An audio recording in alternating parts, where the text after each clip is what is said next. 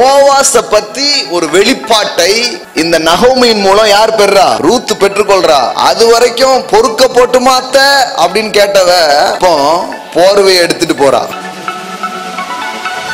அறிவு பெருகுது, அதன் விளைவா எது பெருகுது? Grace, piece. இன்கிரீஸ் ஆகிறதுக்குன்னு ஒரு வழி இருக்கு. அது எது? நோய். இந்த அறிவு வர வர, அந்த வெளிப்பாடு வர வர, தேவனை நீங்கள் அணுகிற விதம், தேவனை நம்புகிற விதம், தேவனிடத்துல எதிர்பார்க்கிற விதம், இன்னும் சொல்ல போனா நீங்க ஜெபிக்கிற விதமே மாறிடும். அழைத்தவரை ஏற்றுக்கொள்வது என்பது வேறு, அழைத்தவரை அறிவது என்பது வேறு. இயேசுவை நீங்க ஆண்டவரா ஏத்துக்கிட்டீங்க, ஆனா அவரை அறிகிற அறிவில் என்ன பண்ணல? வளரல.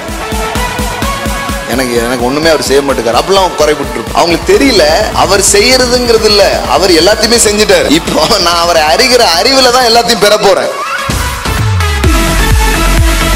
அப்ப ஏற்றுக்கொள்ளுதல் என்பது ஒரு நாள்ல நடந்துருது, ஆனா அவரை அறிகிற அறிவு என்பது வாழ்நாள் எல்லாம் தொடர வேண்டிய ஒன்றாக அது இருக்கிறது.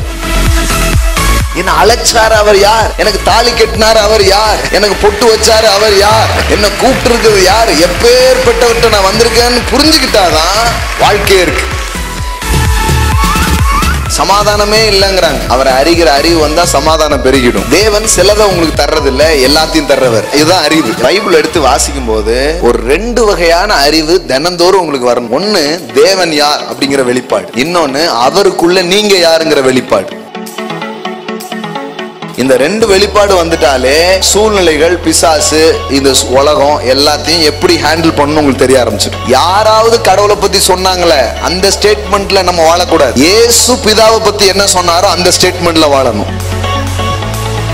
கல்லறையை திறந்து ஒரு செத்த ஆளை வந்து வெளியே கொண்டு வரும்படியா இயேசுவுக்கு ஒரு போல்னஸ் இருந்ததுன்னா அது பிதாவை குறித்த வெளிப்பாட்டுனால வர்ற தைரியமா இருக்குது. இந்த ஜெபத்தினுடைய முதுகெலும்பே என்னன்னா, நான் கேட்கறது கடவுளுடைய சித்தத்தை தாங்க கேட்கிறேன். அவர் சித்தங்கிறது உங்களுக்கு எப்படி தெரிய வருதுன்னா, அவரை பற்றி அறிவு இருக்கும்போது இதைத்தான் என் பிதா விரும்புகிறார்னு உங்களுக்கு தெரிய வர ஆரம்பிச்சிட்டு. பிதாவை பற்றிய வெளிப்பாட்டில் சபையும் விசுவாசியும் வளர்ந்தா வியாதி வராத வாழ்க்கை மட்டும் இல்ல, வியாதி வந்தா சுகமாகிற வாழ்க்கை மட்டும் இல்ல, செத்து போய் 40 நாள் ஆனா கூட எழுப்புகிற ஒரு பெரிய பலத்த விசுவாச செயல்களுக்குள்ளே தேவனுடைய மக்களும் சபையும் செல்ல முடியும். இப்ப எனக்கு அவரை பத்தி இவ்வளவு தெரியுதுன்னு வச்சுக்கோங்களேன், அப்பனா என் உயர்வு இதே மாதிரி. நான் அவரை பத்தி புரிஞ்சுக்கிறது இப்படி மாறுதுன்னா என் வாழ்க்கையின் உயர்வும் இப்படி மாறுது. உங்க வாழ்க்கையின் சகல காரியத்தின் உயரத்தை தீர்மானிக்கிற ஒரு விஷயம் இருக்குன்னா அவரை நீங்கள் அறிந்து கொள்கிறதுக்குள்ளாக அதை வைத்திருக்கிறார். கடவுள் ஒன்னும் உனக்கு 100 மில்லி, இவனுக்கு 200 மில்லி அப்படிலாம் அவர் பண்ணல. அவர் அன்லிமிட்டெட், மெகாமார்ட், பிக் பஜார், அதான் காட். அதனாலதான் ஜெபத்தை விட ரொம்ப முக்கியமான ஒரு மேட்டர் இருக்கு, அது பிதாவை நீங்கள் அறிவது. அவரை அறிவதுதான் ஜோயேவாம், காட் கைண்ட் ஆஃப் லைஃப். ஒரு தேவரகமான வாழ்க்கை ஒரு மனுஷனுக்கு உண்டாயிடும். அப்படின்னா என்னன்னா, தேவனை போலவே அந்த பூமியில வாழ்வான். நீங்க சாதாரணமான ஒரு வாழ்க்கை வாழ்றதுக்கும் தேவனை குறித்த வெளிப்பாட்டின் அறிவின் வாழ்க்கைக்குள்ள நீங்க வர்றதுக்கும் இருக்குது. அது வெற்றி உள்ள ஒரு வாழ்க்கையாக இருக்காரு. அவரை பற்றிய புரிந்து கொள்ளுதல் உங்களுடைய வெற்றியின் உயரத்தை, உங்கள் சாதனையின் உயரத்தை, உங்கள் மகிழ்ச்சியின் உயரத்தை, உங்க வாழ்க்கையின் சகல காரியத்தின் உயரத்தை தீர்மானிக்கிற ஒரு விஷயம் இருக்குன்னா அவரை நீங்கள் அறிந்து கொள்கிறதுக்குள்ளாக அதை வைத்திருக்கிறார். ரூத் புத்தகம் 3வது அதிகாரத்துக்கு வருவோம். அப்படியே கொஞ்சம் மேலோட்டமா பார்த்துருக்கோம். சில பேர் ரொம்ப ஆழமாக பேசிட்டீங்க அப்படின்னு சொன்னாங்க. இல்லை, மேலோட்டமாக தான் படிச்சிருக்கிறோம். இன்னும் ஆழமாக படிக்கிறதுக்கு நிறைய காரியங்கள் இந்த புத்தகத்தில் இருக்குது. பட்டு இப்படி தொடர்ந்து பேசுகிறதுனால பைபிளில் ஒரு புத்தகத்தை அப்படியே புரிஞ்சுக்கிறதுக்கு ஒரு பெரிய வாய்ப்பு.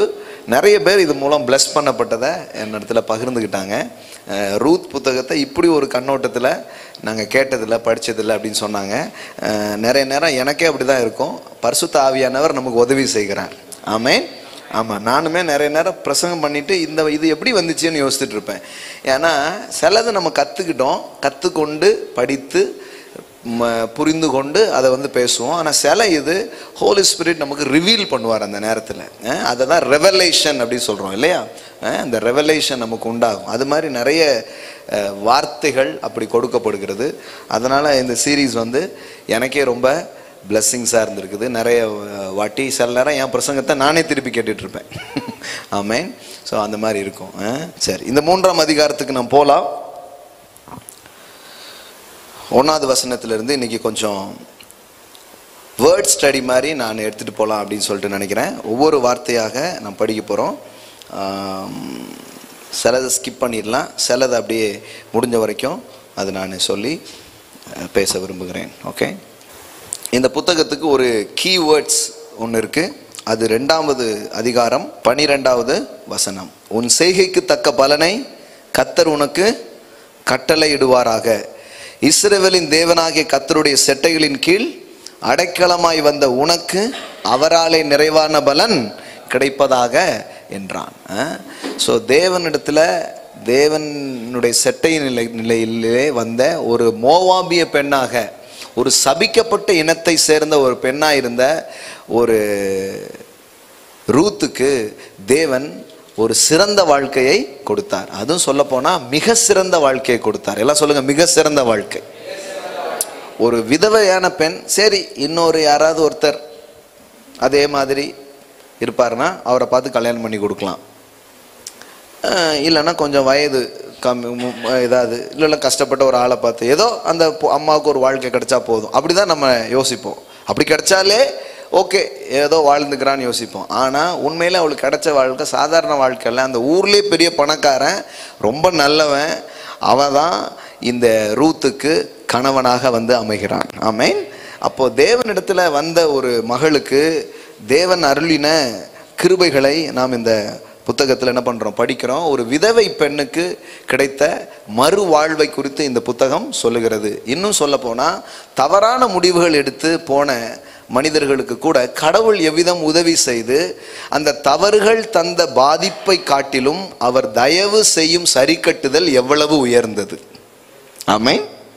எல்லாம் சொல்லுங்க, தவறுகள் பாதிப்பை கொண்டு வருகிறது, தயவு பாதிப்புக்கும் மேலா உங்களை வாழ வைக்கும். திடீர்னு பார்த்தீங்கன்னா அந்த பாதிப்பு எங்கே போச்சுன்னே தெரியாத அளவுக்கு கடவுளுடைய தயவு வந்து சரி கட்ட ஆரம்பிக்கும். ஆமென். ஸோ அதெல்லாம் நம்ம படித்தோம், இது வரைக்கும் நம்ம படித்தோம். சொல்லப்போனால் அந்த அப்பத்தின் வீட்டை விட்டு இவங்க வந்து எங்கே போயிட்டாங்க, மோவாப்புக்கு போனாங்க, பெத்லேஹமை விட்டுட்டு. So it's not good decision. ஆனால் கூட அதனால் சில பாதிப்புகள் உங்கள் வாழ்க்கையில் வந்துச்சு. ஆனால் தேவன் மீண்டும் அதை என்ன பண்ணுறாரு, சரியாக்குறார். சிலர் சொல்லுவாங்க ஒரு வாட்டி பண்ணிட்டியா அவ்வளோதான், இல்லைன்னா சில பேர் நினைப்பாங்கன்னா ஒரு கொஞ்சம் கிருபை அவங்களுக்கு தெரியும். அதனால் என்ன சொல்லுவாங்கன்னா ஆண்டவர் ஒரு 2-3 வாட்டி பார்ப்பாரு, ஒரு 2-3 வாட்டி பார்ப்பாரு, அதுக்கப்புறம் என்ன பண்ணிடுவார், உன்னை விட்டுருவார் அப்படி சொல்லுவாங்க. ஏன் இவங்கெல்லாம் ரொம்ப எம்ஜிஆர் படம் பார்த்துருப்பாங்கன்னு நினைக்கிறேன். ஏன்னா எம்ஜிஆர் வந்து 3 அடி மட்டும் வாங்குவார், அதுக்கப்புறம் திருப்பி அடிக்க ஆரம்பிச்சிருவார். அது மாதிரி தான் நிறைய பேர் என்ன நினச்சிக்கிறாங்கன்னா ஆண்டவரும் ஒரு வாட்டி 1 2 3 வாட்டி முடிஞ்சிச்சு, ஆட்டம் முடிஞ்சிச்சு போ அப்படின்னு முடிச்சிடுவாங்க. நல்லா புரிஞ்சுக்கோங்க, அவர் கிருபைக்கு முடிவே கிடையாது. ஆமென். அந்த மனுஷன் முடியலாம், ஆனால் அவர் கிருபை முடியவே முடியாது. ஆமென். அதனால தான் வேதவசனம் சொல்லுது, மலைகள் விலகினாலும் பர்வதங்கள் நிலை பெயர்ந்து போனாலும் என் கிருபை உன்னை விட்டு விலகாமலும் என் சமாதானத்தின் உடன்படிக்கை நிலை பெயராமலும் இருக்கும் என்று உண்மையில் மனதுருகுகிற கர்த்தர் சொல்லுகிறார் அப்படின்னு என்ன பண்ணுறோம், படிக்கிறோம். அப்போ கடவுளுடைய தயவு, கடவுளுடைய கிருபை எப்படி எல்லாத்தையும் சரிப்படுத்துது அப்படிங்கிறதா இந்த புத்தகம். இது இட்ஸ் எ ரிடம்டிவ் ஸ்டோரி. இந்த ஸ்டோரி என்னன்னா ஒரு ரிடம்டிவ் ஸ்டோரி தான். இழந்து போனவர்கள் மீண்டும் எப்படி வாழ்வை பெறுகிறார்கள் என்பதுதான் கதை. அதனால தான் நம்ம எதையாவது இழந்திருந்தோம்னா பயப்படக்கூடாது. கடவுள் அதை விட பல மடங்கு நம்ம கையில திருப்பி கொண்டு வருவார். என் மீட்பர் உயிரோடு இருக்கிறார். ஆமென்.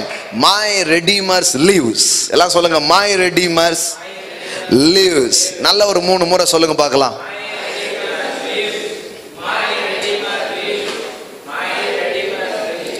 ஹூ ஸ்பாட்டன் அப்படிங்கிற மாதிரி இருக்கு. ஸ்பாட்டன் 300 அது மாதிரி இருக்கு. நீங்க ஹூ அப்படிங்கிற மாதிரி இருக்கு. சவுண்ட் எக்கோலாம் நல்லா இருக்குன்னு நினைக்கிறேன்.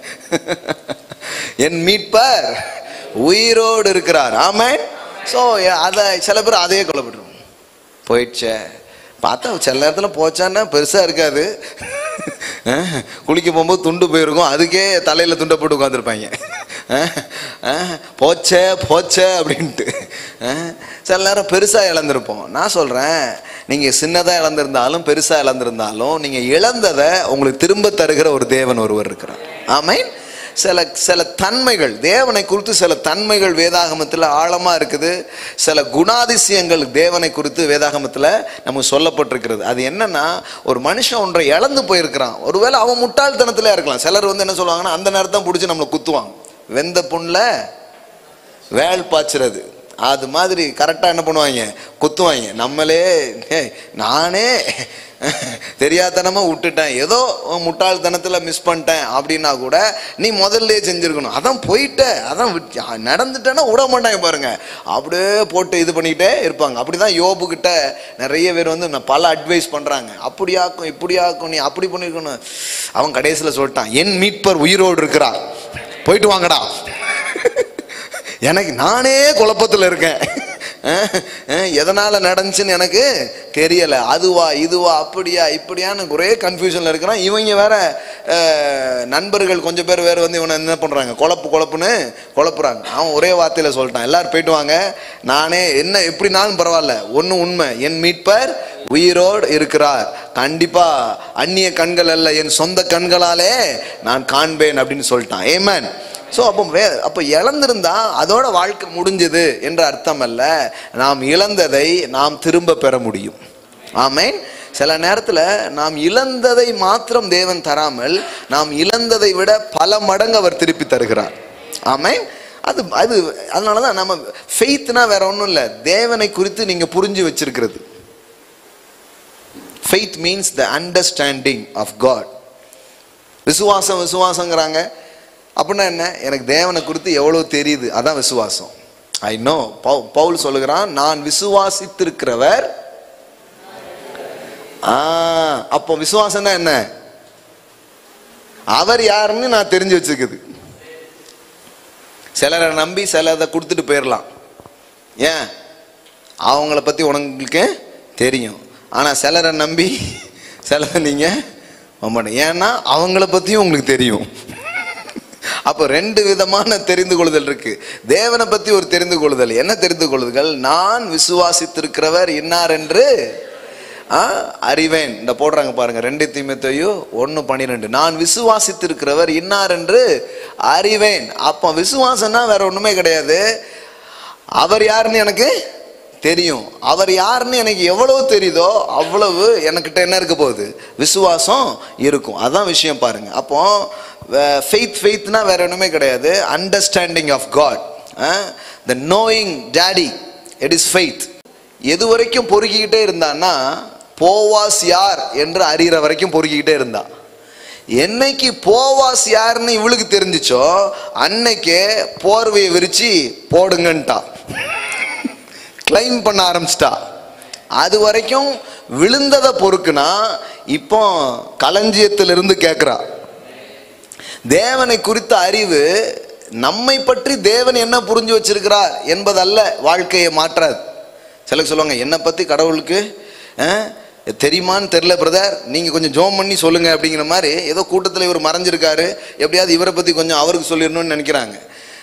உங்களை பற்றி தேவனுக்கு தெரியறதுனால வாழ்க்கை மாறாது. ஆனால் தேவனை பற்றி நீங்கள் தெரிஞ்சுக்கிற ஒவ்வொரு அறிவும் உங்கள் வாழ்க்கையை மாற்றும். அப்போ ஒரு குறிப்பிட்ட காலம் வரைக்கும் இந்த ரூத் யாருன்னு போவாஸுக்கு நல்லா தெரியுது. ஆனால் போவாஸ் யாருன்னு யாருக்கு தெரியல, ரூத்துக்கு தெரியல. 2வது சாப்டர்ல நம்ம படித்தோம், சொல்லித்தாரா, யார் சொல்லித்தாரா, நகோமி சொல்லித்தாரா. அவர் யார் தெரியுமா நமக்கு, உறவின் முறையான், கிங்ஸ் மேன் ரெடீமர்.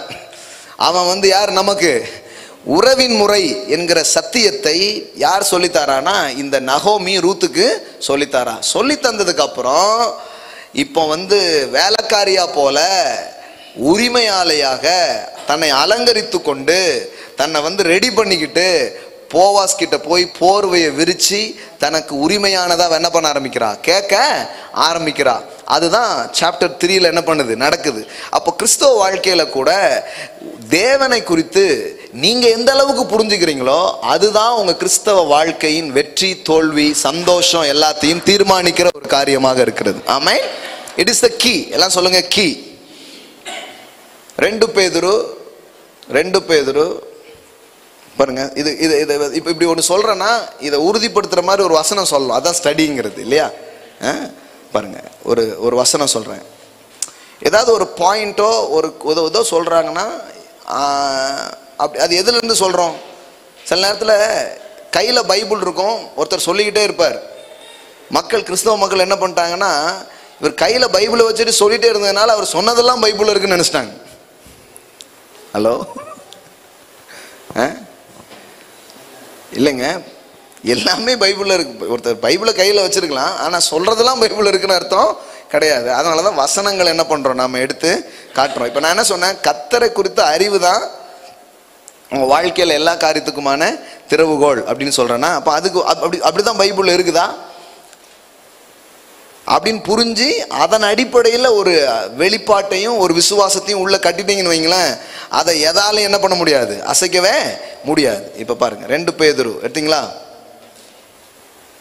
2 பேதுரு 1வது அதிகாரம் 2வது 3வது வசனம் பாருங்க. தேவனையும் நம்முடைய கர்த்தராகிய இயேசுவையும் அறிகிற அறிவினால் உங்களுக்கு கிருபையும் சமாதானமும் பெருக கடவது. எல்லாம் சொல்லுங்க, அறிகிற அறிவினால் என்ன நடக்குது? கிருபையும் சமாதானமும் பெருக ஆரம்பிக்குது. சமாதானமே இல்லைங்கிறாங்க. அவரை அறிகிற அறிவு வந்தா சமாதானம் பெருகிடும். ஆமென். சமாதானம் ஏன் குறைச்சலா இருக்கு? அவரை குறித்த அறிவை நான் சரியான விதத்துல இன்னும் என்ன பண்ணல, பெறல. சில என்னங்க, சண்டே ஒரு நாள் சர்ச்சுக்கு போனா போதாதா, செவ்வாய்க்கிழமெல்லாம் வேற போகணுமா, மற்ற நேரத்துலாம் வேற போகணுமா அப்படிலாம் கேட்குறாங்க. இது உங்களுக்கு அவ்வளோ போதுன்னா நீங்கள் அங்கேயே இருந்துக்கலாம். ஆனால் அவரை அறிகிற அறிவில் வளர வளர சமாதானம் பெருகும், கிருபை பெருகும். இது எப்படின்னா, கடவுள் ஒன்றும் உனக்கு 100 மில்லி இவனுக்கு 200 மில்லி அப்படிலாம் அவர் பண்ணல. அவர் அன்லிமிட்டெட், மெகாமார்ட், பிக் பஜார், அதான் காட். ஆமென். அவர் அப்படிதான் இருக்கார். நீங்க என்ன எவ்வளவு வேணுமோ என்ன பண்ணிக்கலாம், மெகா மார்ட்ல எடுத்துக்கலாம், எவ்வளவு வேணாலும் போய் அன்லிமிட்டட்ல எடுத்துக்கலாம், எவ்வளவு வேணாலும் பிக் பஜார்ல எடுத்துக்கலாம். ஆனா அந்த வெளிப்பாடு இருந்தால் தான் என்ன பண்ண முடியும், அதை எடுத்துக்கவே முடியும். நான் அதனால தான் இதுக்கு முன்னாடியே போதிச்சிருக்கிறேன், ஆனாலும் அதில் சில பாயிண்ட் சொல்கிறேன். Your revelation level is determine your receiving level. Amen. எல்லாம் சொல்லுங்க, your revelation level is determine your receiving level. தமிழில் அப்படியே அது சொல்லணும்னா, உங்களுடைய அறிவு தான் அளவுகோல். எல்லாம் சொல்லுங்க, அறிவு தான் அளவுகோல். எம்புட்டு நீங்க எடுத்துக்குவீங்க தெரியுமா? எம்புட்டு ரெவலேஷன் இருக்கோ, எம்புட்டு வெளிப்பாட்டின் அறிவு இருக்கோ, அந்த அளவுக்கு நீங்க பெற்றுக்கொள்ள ஆரம்பிப்பீங்க. ஆமென். ஸோ இது ரொம்ப ரொம்ப முக்கியம். போவாஸை பத்தி ஒரு வெளிப்பாட்டை இந்த நகோமியின் மூலம் யார் பெறா? ரூத் பெற்றுக்கொள்றா. அது வரைக்கும் பொறுக்க போட்டுமா அத்தை அப்படின்னு கேட்டவ இப்போ போர்வையை எடுத்துட்டு போறா. இப்போ உரிமையா கேட்கறதுக்கு போறா. இப்போ தன்னை அலங்கரித்து கொண்டு போறா. அதுக்கு முன்னாடி ஒரு மாதிரி போறா, வேலைக்காரி மாதிரி போறா. இப்போ என்னெல்லாம் பூசி நல்லா போட்டு வீட்டுக்காரி மாதிரி போறா. ஆமென். எப்பவுமே அந்த அறிவு வர வர, அந்த வெளிப்பாடு வர வர, தேவனை நீங்கள் அணுகிற விதம், தேவனை நம்புகிற விதம், தேவனிடத்துல எதிர்பார்க்கிற விதம், இன்னும் சொல்ல போனா நீங்க ஜெபிக்கிற விதமே மாறிடும். உங்க பிரேயரே மாற ஆரம்பிச்சிடும். ஆமென்.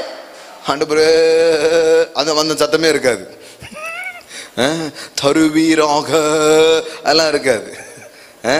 அந்த மாதிரி அந்த ஒரு மாதிரி இந்த அபல குரல், அபல குரலே இருக்காது, அற்புதமான குரலா இருக்கும்.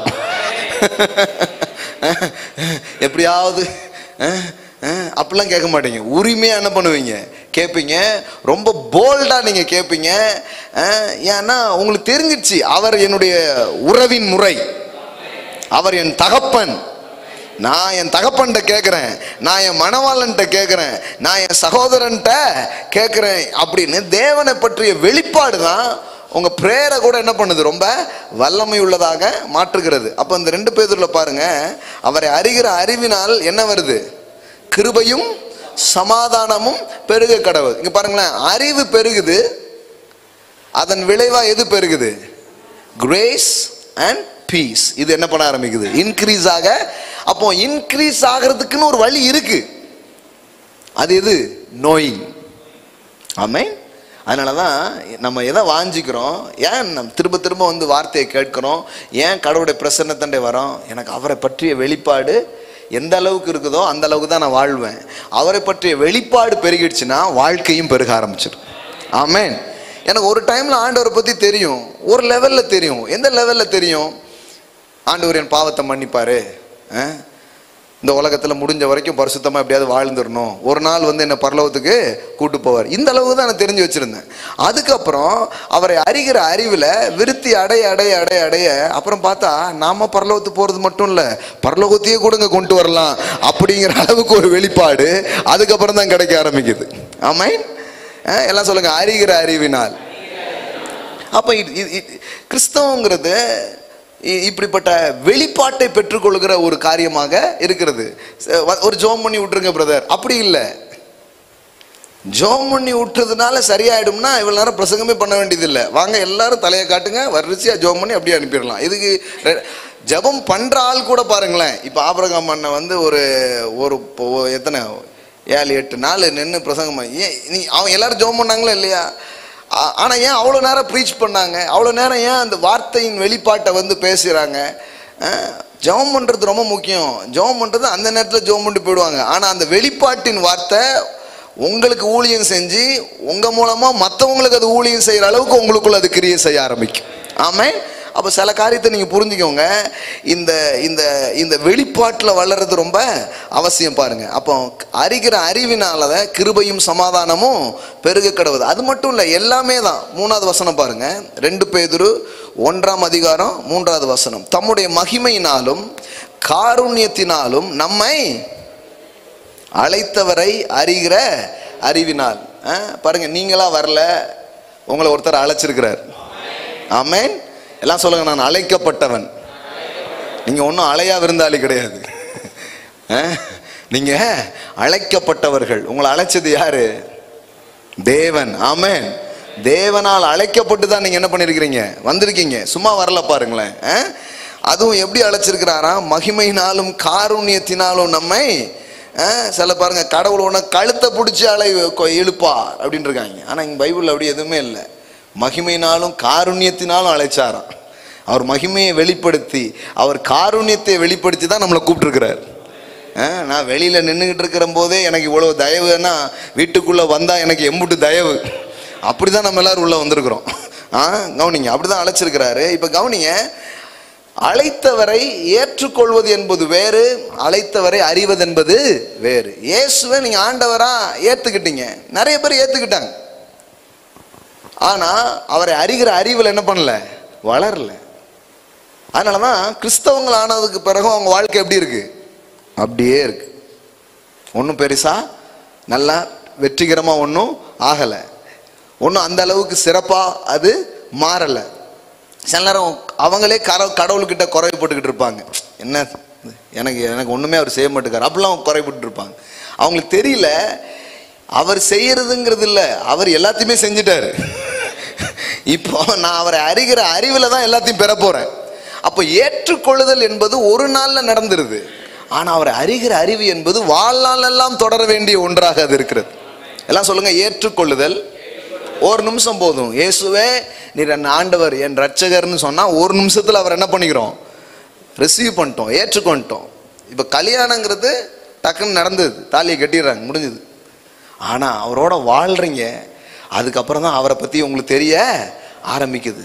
அது டெவிலா ஏஞ்சலா, அவன் தேவதூதனா அல்லது ஒளியின் தூதனாங்கிறது அப்புறம் தான் தெரியுது. அப்ப ஏற்றுக்கொண்டீங்க, கணவனாகவோ மனைவியாகவோ என்ன பண்ணிட்டீங்க, ஏற்றுக்கொண்டீங்க. ஆனா அறிகிற அறிவுங்கிறது எப்பதான் நடக்குது, அதுக்கப்புறம் தான் நடக்குது. அது மாதிரி ஆண்டவரை ஏற்றுக்கொள்வதுங்கிறது வேற. ஏதோ ஒரு கூட்டத்தில் கையை தூக்கிருமோ வந்திருப்போம், அதெல்லாம் வேற. ஆனா அவர் யார், என்ன அழைச்சாரு அவர் யார், எனக்கு தாலி கட்டினார் அவர் யார், எனக்கு பொட்டு வச்சாரு அவர் யார். ஆமென். என்ன கூப்பிட்டு இருக்கிறது யார், எப்பேற்பட்டவர்கிட்ட நான் வந்திருக்கேன்னு புரிஞ்சுக்கிட்டாதான் வாழ்க்கையே இருக்கு. இப்ப இதுக்கு தான் வேதாகமம் நம்மளை என்ன பண்ணுது, அழைக்குது பாருங்களேன். இப்ப அங்க என்ன போட்டிருக்குது பாருங்க, மகிமையினாலும் காருண்யத்தினாலும் நம்மை அழைத்தவரை அறிகிற அறிவினாலே ஜீவனுக்கும் தேவ பக்திக்கும் வேண்டிய யாவற்றையும். நல்லா கவனிங்க, இது இந்த ஒரு வார்த்தையின் வெளிப்பாடு உங்களுக்கு புரிஞ்சிடுச்சுன்னா நீங்க தேவையிலே வாழ மாட்டீங்க. இந்த ஒரு வசனத்தினுடைய ரெவலேஷன் உங்களுக்கு வந்துடுச்சுன்னா நீங்க பற்றாக்குறையிலும் இல்லாமலையும் நீங்க வாழ மாட்டீங்க. ஏன்னா இந்த ஒரு வசனம் பல 100 கேள்விக்கு பதில் சொல்லுது. என்ன வார்த்தை பாருங்க, ஜீவனுக்கும் தேவ பக்திக்கும் வேண்டிய சிலவற்றை, அப்படி போடல, வேண்டிய. அதாவது சில சொல்லுவாங்க வெறும் கடவுள் ஆவிக்குரிய நன்மைகளின் கடவுள் அப்படி சொல்லுவாங்க, கேள்விப்பட்டிருக்கீங்களா? Only for spiritual blessings, no material blessings அப்படி சொல்லுவாங்க. சிலர் இருக்கிறாங்க அவங்க வெறும் மெட்டீரியல் பிளெஸிங்ஸ் சொல்லுவாங்க, நோ ஸ்பிரிச்சுவல் பிளெஸிங்ஸ் அப்படிங்கிற மாதிரி 2 கட்டமா போயிடுறாங்க. ஆனா அப்படி சொல்ல பைபிள் என்ன சொல்லுது பாருங்க, ஜீவனுக்கும், எல்லாம் சொல்லுங்க ஜீவனுக்கும். அது இன் திஸ் லைஃப் அப்படின்னு என்ன பண்றோம், படிக்கிறோம்.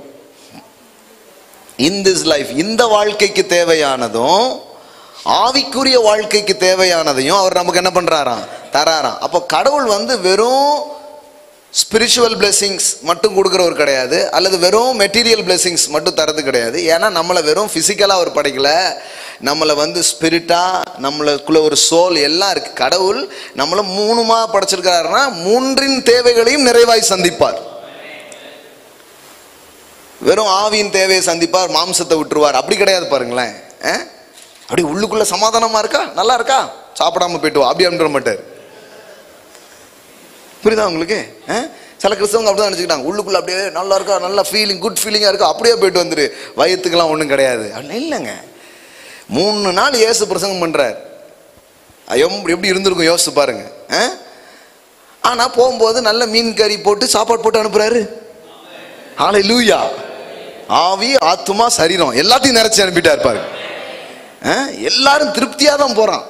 அடுத்த மீட்டிங் எப்போங்கிறாங்க, இதுவும் அப்படித்தான். அடுத்த மீட்டிங்கு எப்போ அப்படின்ட்டு. ஏன்னா ஆவியில, ஆத்துமாவில, சரீரத்துல எல்லாமே நிறைவாகும் போது ஒரு பெரிய திருப்தி. தேவன் அப்படித்தான் கொடுக்குறாரு பாருங்க, ஜீவனுக்கும் கொடுக்குறாரு, தேவ பக்திக்கும் வேண்டிய, எல்லாம் சொல்லுங்க, சிலவற்றை அல்ல, வேண்டிய யாவற்றையும். அப்படின்னா என்ன, தேவன் சிலதை உங்களுக்கு தர்றதில்லை, எல்லாத்தையும் தர்றவர். இதுதான் அறிவு. எல்லாம் சொல்லுங்க, இதுதான் அறிவு. நீ பைபிள் எடுத்து வாசிக்கும் போது ஒரு 2 வகையான அறிவு தினந்தோறும் உங்களுக்கு வரணும்.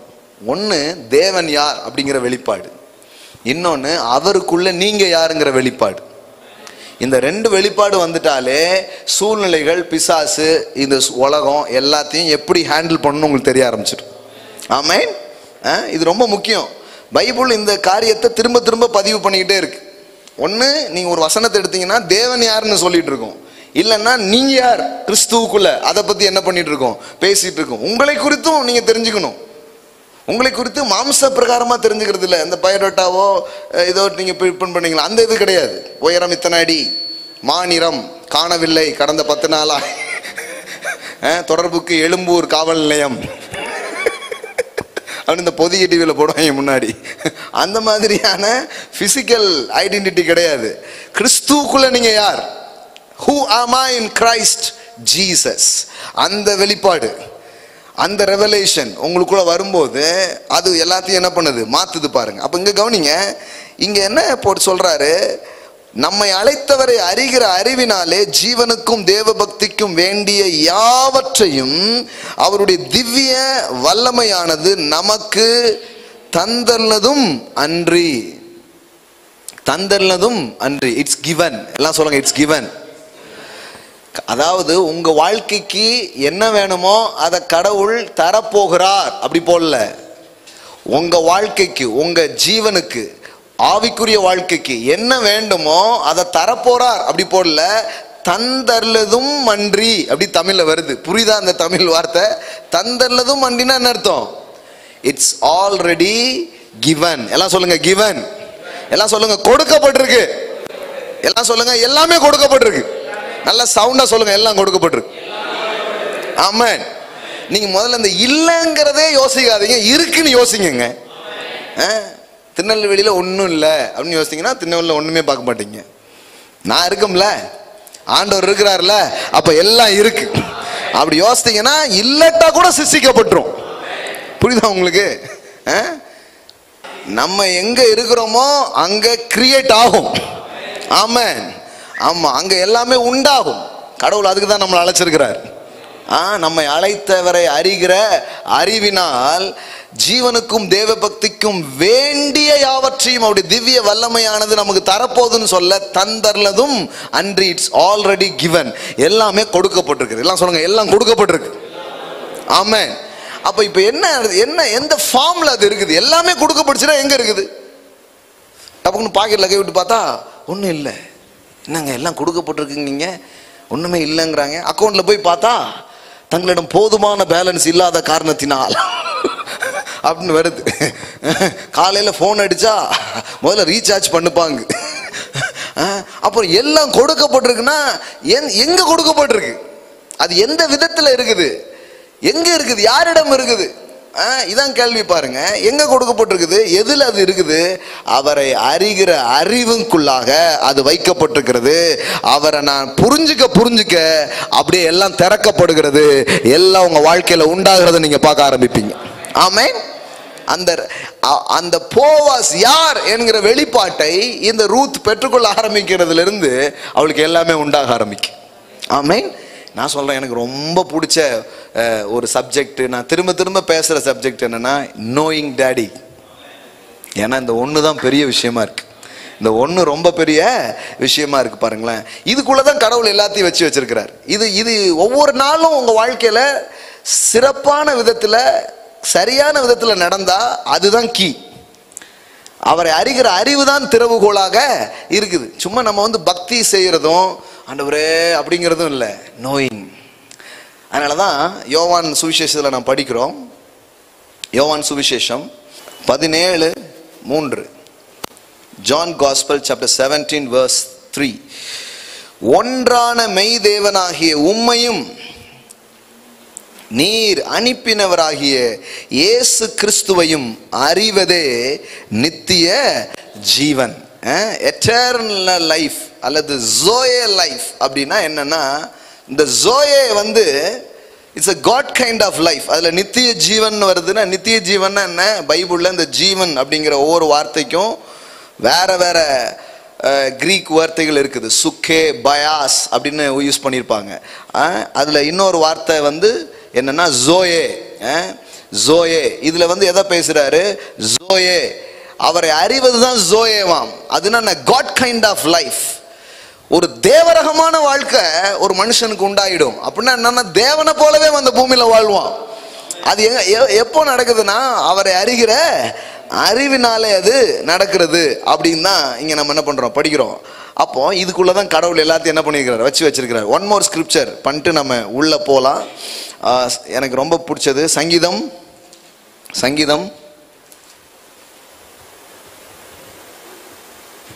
91, Psalm 91. ஏன்னா நான் இதுல தான் இருக்குன்னு தெரிஞ்சிட்டா நீங்க டெய்லி நோண்ட ஆரம்பிச்சிருவீங்க. இந்த பெட்டிக்குள்ளதான் இருக்கு, இந்த இடத்துல தான் அந்த புதையல் இருக்குன்ட்டீங்கன்னா நீங்க டெய்லி என்ன பண்ணுவீங்க, உங்களுக்கு எவ்வளவு முடியுதோ அவ்வளவு தோண்ட ஆரம்பிச்சிருவீங்க. அதுக்காண்டி தான் இதை நான் போட்டுருந்தேன். எதுல இருக்குன்னு சொல்லிடுறேன். தினமும் பயணப்படுங்க, தினமும் அதை நோக்கி உங்களுடைய கவனம் இருக்கட்டும். அப்புறம் பார்த்தீங்கன்னா அந்த ரெவலேஷன் உண்டாக மற்றதெல்லாம் உண்டாகிறத நீங்க பார்ப்பீங்க. அதில் காமிச்சிட்டேன், எல்லாம் காமிச்சேன். சமாதானத்துக்கான கீ அதுதான், கிருபையில பெறுகிறதுக்கான கீ அதுதான், வாழ்க்கையில எல்லா நன்மையும் நீங்க பெறுவதற்கான கீ அதுல தான் தேவன் வச்சிருக்கிறார். பாருங்க 91:14 பாருங்க. அவன் என்னிடத்தில் வாஞ்சியா இருக்கிறபடினால் அவனை விடுவிப்பேன். அந்த பேஷன், அந்த வாஞ்ச வாழ்க்கையில எதை கொண்டு வருது? விடுதலையை கொண்டு வருகிறது. எல்லாம் சொல்லுங்க, வாஞ்சைகள் விடுதலையை கொண்டு வருகிறது. அப்படியே தான் கிடப்பேன்னா அப்படியே தான் இருக்கணும். இல்லை வாஞ்சிக்கணும். வாஞ்சித்தீங்கன்னா வெளியே வந்துடுவீங்க. ஆமே. அவன் என்னிடத்தில் வாஞ்சியா இருக்கிறபடினால் நான் அவனை விடுவிப்பேன். இப்ப அடுத்தது பாருங்க, அவன் என் நாமத்தை அவன் அறிந்திருக்கிறபடினால் அவனை உயர்ந்த அடைக்கலத்தில் வைப்பேன். எல்லாம் சொல்லுங்க, உயர்ந்த அடைக்கலத்தில் வைப்பேன். இப்ப என்னன்னா, உயர்ந்த அடைக்கலம் எங்க இருக்கு? அவரை நீங்க தெரிஞ்சுக்கிறதுல இருக்குது. சிலர் உயர்வை தேடிக்கிட்டே இருக்காங்க. உயர்வெல்லாம் இல்லைங்க, அவர் அறிகிற அறிவில் வளர்ந்தீங்கன்னா பார்த்தீங்கன்னா உயர்ந்த இடத்துல உட்காந்துருப்பீங்க. அவரை அறிகிற அறிவுக்குள்ளதான் இருக்குது. அதனாலதான் அதை வாஞ்சிக்கணும். எனக்கு ஆரம்பத்திலேயே சில பேருக்கு நான் ரொம்ப நன்றி சொல்ல கடமைப்பட்டிருக்கிறேன். அவங்க ஆரம்பத்திலேயே எனக்கு ஒரு சில காரியத்தை தெளிவாக எனக்கு புரிய வச்ச சில நல்ல தேவ மனிதர்கள் உண்டு. அவங்க என்ன சொன்னாங்கன்னா, இதுக்குள்ளதான்ப்பா எல்லாம் இருக்குன்ட்டாங்க. அதனால தான் நான் வேற எங்கேயும் போய் ரொம்ப தேடலை, யாரையும் பிடிச்சி ரொம்ப நாடி போகலை. இதை வாஞ்சித்தேன் நான். ஒவ்வொரு நாளும் தேவனை அறிகிற அறிவை நான் பெற்றுக்கொள்ளணும், வெளிப்பாட்டை பெற்றுக்கொள்ளணும். அதனால தான் அந்த மாதிரி புத்தகங்கள்லாம் வாசிக்கிறது, அந்த மாதிரி வேதத்தை எடுத்து வாசிக்கிறது, அந்த மாதிரி டேப்ஸாக கேட்குறது. அப்படியே அந்த வெளிப்பாட்டில் வளர வளர நான் பார்க்குறேன், திடீர்னு பணம் வருது, திடீர்னு உயர்வு வருது, திடீர்னு மேன்மை வருது, திடீர்னு ஞானம் உண்டாகுது, திடீர்னு கனம் உண்டாகுது. ஒரு நாள் பார்த்தா என்னெல்லாம் வேணுமோ எல்லாம் இருக்கிற மாதிரி பாயிடுது பாருங்களேன். வேற எதுவுமே இல்லை. இதுதான் கீ, இதுதான் சாவி. இதுதான் சாவி. இந்த சாவி வச்சு தான் நீங்க எல்லாத்தையும் திறக்க போறீங்க. எல்லாம் சொல்லுங்க, தேவனை அறிகிற அறிவு. அதை நாடுங்க. இன்னைக்கு நான் அவர் ஆண்டவர்கிட்ட அதை ஆசையா கேளுங்க. நான் இன்னைக்கு இன்னும் நான் உங்களை தெரிஞ்சுக்கணும்னு கேளுங்க. அதை ஒரு ப்ரேயரா கேளுங்க. நான் அதை காமிக்கிறேன் பாருங்க. இது எனக்கு இந்த டெம்டேஷன் நிக்க மாட்டேங்குது. இதுதான் நிறைய பேசணும் போல இருக்குது. கவனிங்க. இப்ப பாருங்க, அவன் என் நாமத்தை அறிந்திருக்கிறபடியினால் அவனை உயர்ந்த அடைக்கலத்தில் வைப்பேன். இப்ப எனக்கு அவரை பத்தி இவ்வளவு தெரியுதுன்னு வச்சுக்கோங்களேன். அப்பனா என் உயர்வு இதே மாதிரி இருக்கு. நான் அவரை பத்தி புரிஞ்சுக்கிறது இப்படி மாறுதுன்னா என் வாழ்க்கையின் உயர்வும் இப்படி மாறுது. அப்போ எதை தீர்மானிக்குதுன்னா, அவரை பற்றிய புரிந்து கொள்ளுதல் உங்களுடைய வெற்றியின் உயரத்தை, உங்கள் சாதனையின் உயரத்தை, உங்கள் மகிழ்ச்சியின் உயரத்தை, உங்க வாழ்க்கையின் சகல காரியத்தின் உயரத்தை தீர்மானிக்கிற ஒரு விஷயம் இருக்குன்னா அவரை நீங்கள் அறிந்து கொள்கிறதுக்குள்ளாக அதை வைத்திருக்கிறார். ஆமென். இந்த அறிந்து கொள்ளுதல் எப்படி நடக்குது? வார்த்தையை கேட்குறீங்க, தேவனை புரிந்து கொள்ளும்படியா நேரத்தை செலவு பண்றீங்க, இது ஒரு விதம். இன்னொன்று என்னன்னா, அவர் கூட பழகிறதுனால நீங்க தெரிஞ்சுக்க ஆரம்பிக்கிறது. ஆமென். ஒருத்தரை பத்தி படிக்கிறது நல்லது. இப்ப நான் பிரசங்கம் பண்ணிட்டு இருக்கிறேன். இந்த பிரசங்கத்தின் மூலம் பரிசுத்த ஆவியானவர் தேவனை குறித்த சில வெளிப்பாடுகளை உங்களுக்கு என்ன பண்ண ஆரம்பிப்பார், கொண்டு வர ஆரம்பிப்பார். அந்த வெளிப்பாட்டை நீங்க எடுத்துக்கிட்டு நீங்க தேவனோட பேச ஆரம்பிச்சீங்கன்னா இன்னும் வெளிப்பாடு உண்டாக ஆரம்பிக்கும். இப்ப இது ஒரு நிலைனா அது இன்னொரு நிலை. பைபிள்ல நாம் படிக்கிறோம், ஆதாம் ஏவாளை அறிந்தான் அப்படின்னு படிக்கிறோம். ஆதாம் ஏவாளை அறிந்தான் அப்படின்னு படிக்கிறோம். அப்படின்னா என்ன? ஆதாம் ஏவாளை பத்தி புக்கு படிச்சான்னு அர்த்தமா? ஏவாளை பற்றி ஆதாம் எந்த புக்கும் படிக்கல. அறிந்தான்னா அந்த எபிரேய வார்த்தை என்னன்னா யாடா அப்படிங்கிற ஒரு வார்த்தை யூஸ் பண்ணிக்கிறாங்க. இந்த ஹீப்ரு வேர்ட் இஸ் யாடா. யாடா மீன்ஸ் எப்படின்னா, இது ஒரு உறவின் மூலம் உண்டாகிற அறிவா இருக்கிறது. என்னை பத்தி ஒருத்தங்க படிச்சிருக்கிறது வேற, என் கூட பழகிறதுனால என்னை பத்தி அவங்க தெரிஞ்சுக்கிறதுங்கிறது வேற. அது மாதிரி தான் தேவன் முதல்ல இந்த வார்த்தையின் வெளிப்பாட்டில் நீங்க அவரை பத்தி புரிஞ்சுக்கிறீங்க. சிலர் அதுலேயே நின்றுதாங்க. அப்படி நிற்க கூடாது. அந்த வெளிப்பாட்டை எடுத்துட்டு அந்த வெளிப்பாட்டின் அடிப்படையில் நீங்க தேவனோடு உறவு கொள்ள ஆரம்பிக்கும் பொழுது அந்த உறவிலே நீங்க அவரை பற்றி இன்னும் நிறைய தெரிஞ்சுக்க ஆரம்பிப்பீங்க. அப்புறம் சாலமோன் மாதிரி, சாலமோன் கிட்ட வந்த சேபாஸ் நாட்டு ராஜஸ்திரி சொன்னா தெரியுமா? என்ன சொன்னா? உன்னை பத்தி நான் காதால கேட்டேன், ஆனா நேரில் பார்த்தா நான் கேட்டது கம்மி, பார்த்தது ஜாஸ்தி. இப்படிதான் ஆயிடும். சபையில் நான் பிரசங்கம் கேட்டேன், பல பிரசங்கியார் எழுதின புத்தகத்தில் கேட்டேன், பல வீடியோக்களை பார்த்தேன், அல்லது போதனைகள்லாம் கேட்டேன். ஆனா நான் கேட்டதை விட உங்க கூட பழகினதுனால இப்போ உங்களை பத்தி நிறைய தெரிஞ்சுக்கிட்டேன்னு சொல்ல ஆரம்பிச்சிடுவீங்க. ஆமென். அதுதான் ரொம்ப முக்கியம். அதனாலதான் ஆண்டவர் நம்ம எல்லாரையுமே கூப்பிடுறாரு, வாங்க பழகலாம். It's very important. சிலர் பாருங்க இந்த அறிவை மட்டும் வச்சுட்டு அப்படியே போயிடுவாங்க. அது நல்லது. அது அது அது வந்து ஒரு ஒரு இதை உங்களுக்கு தரும். ஓஹோ, இப்ப இயேசுவை குறித்து அவள் கேள்விப்பட்டால் சுகமாக்குறவர் உடனே அவ போறா. அந்த அந்த அறிவை வச்சு என்ன பண்றான், ஆக்ட் பண்ண ஆரம்பிக்கிறா. போய் அவர் அப்போ இப்படி நீங்க சொல்லுறத பார்த்தா நான் அவரே எனக்கு சுகத்தை தர வேண்டாம், நானே தொட்டா வந்துரும் போல, அந்த அளவுக்கு அவளுக்கு ஒரு வெளிப்பாடு வந்துடுச்சு. அதனால போய் தொட்டே சுகத்தை வாங்கிட்டா. யாருப்பா நம்ம சுருக்கு பையில இருந்து எடுத்ததுங்கிற மாதிரி அவர் கேட்டுட்டு இருக்கிறாரு. இங்க வச்சிருந்த 100 ரூபாய் காணுமேங்கிற மாதிரி என்னிடத்திலிருந்து வல்லமை புறப்பட்டதேங்கிறா. எடுத்துக்கிட்டா. அப்போ ஒரு எடுத்துட்டான்னா இப்ப எக்ஸ்பீரியன்ஸ்ல அவர் அறிய ஆரம்பிக்கிறா. இப்போ எக்ஸ்பீரியன்ஸ் இன்னும் கூடுது. இப்ப ஏசு சொல்றாரு, மகளே உன் விசுவாசம் உன்னை ரட்சித்தது, நீ சமாதானத்தோட போ. நான் வெறும் சுகம் கிடைக்கும் தான் வந்தேன். இவர் வந்து ஷலோம் சொல்லி என்ன அனுப்பிட்டாரு. ஷலோம்னா என்ன தெரியுமா? வெறும் சுகம் மட்டும் இல்ல, nothing broken, nothing missing, nothing லாக்கி.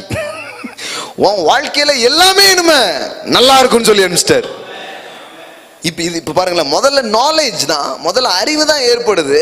அதுக்கப்புறம் அந்த அறிவுல வாக் பண்ண ஒரு எக்ஸ்பீரியன்ஸ்டு நாலேஜ் அவருக்கு உண்டாக ஆரம்பிக்குது. ஸோ முதல் நிலை என்பது அறிவை நீங்க பெற்றுக்கொள்கிற ஒரு நிலை. கரெக்டான ஒரு அறிவை பெறணும். ஏன்னா சில பேருக்கு கடவுளை பத்தி இவங்க கேட்டதை வச்சு பார்த்தா இவங்களுக்கு யாருக்கும் கடவுளை பார்க்கவோ அவர்கிட்ட போறதுக்கோ எண்ணமே வராது. அதனால நிறைய பேர் சொல்லிட்டாங்க, இந்த கோட்டை தாண்டி நானும் வரமாட்டேன், நீங்களும் வராதீங்க கடவுளே அப்படின்னு வாழ்ந்துட்டாங்க. எனக்கு அந்த மாதிரி ஒரு அறிவை தான் கடவுளை பற்றி சொல்லி கொடுத்தாங்க.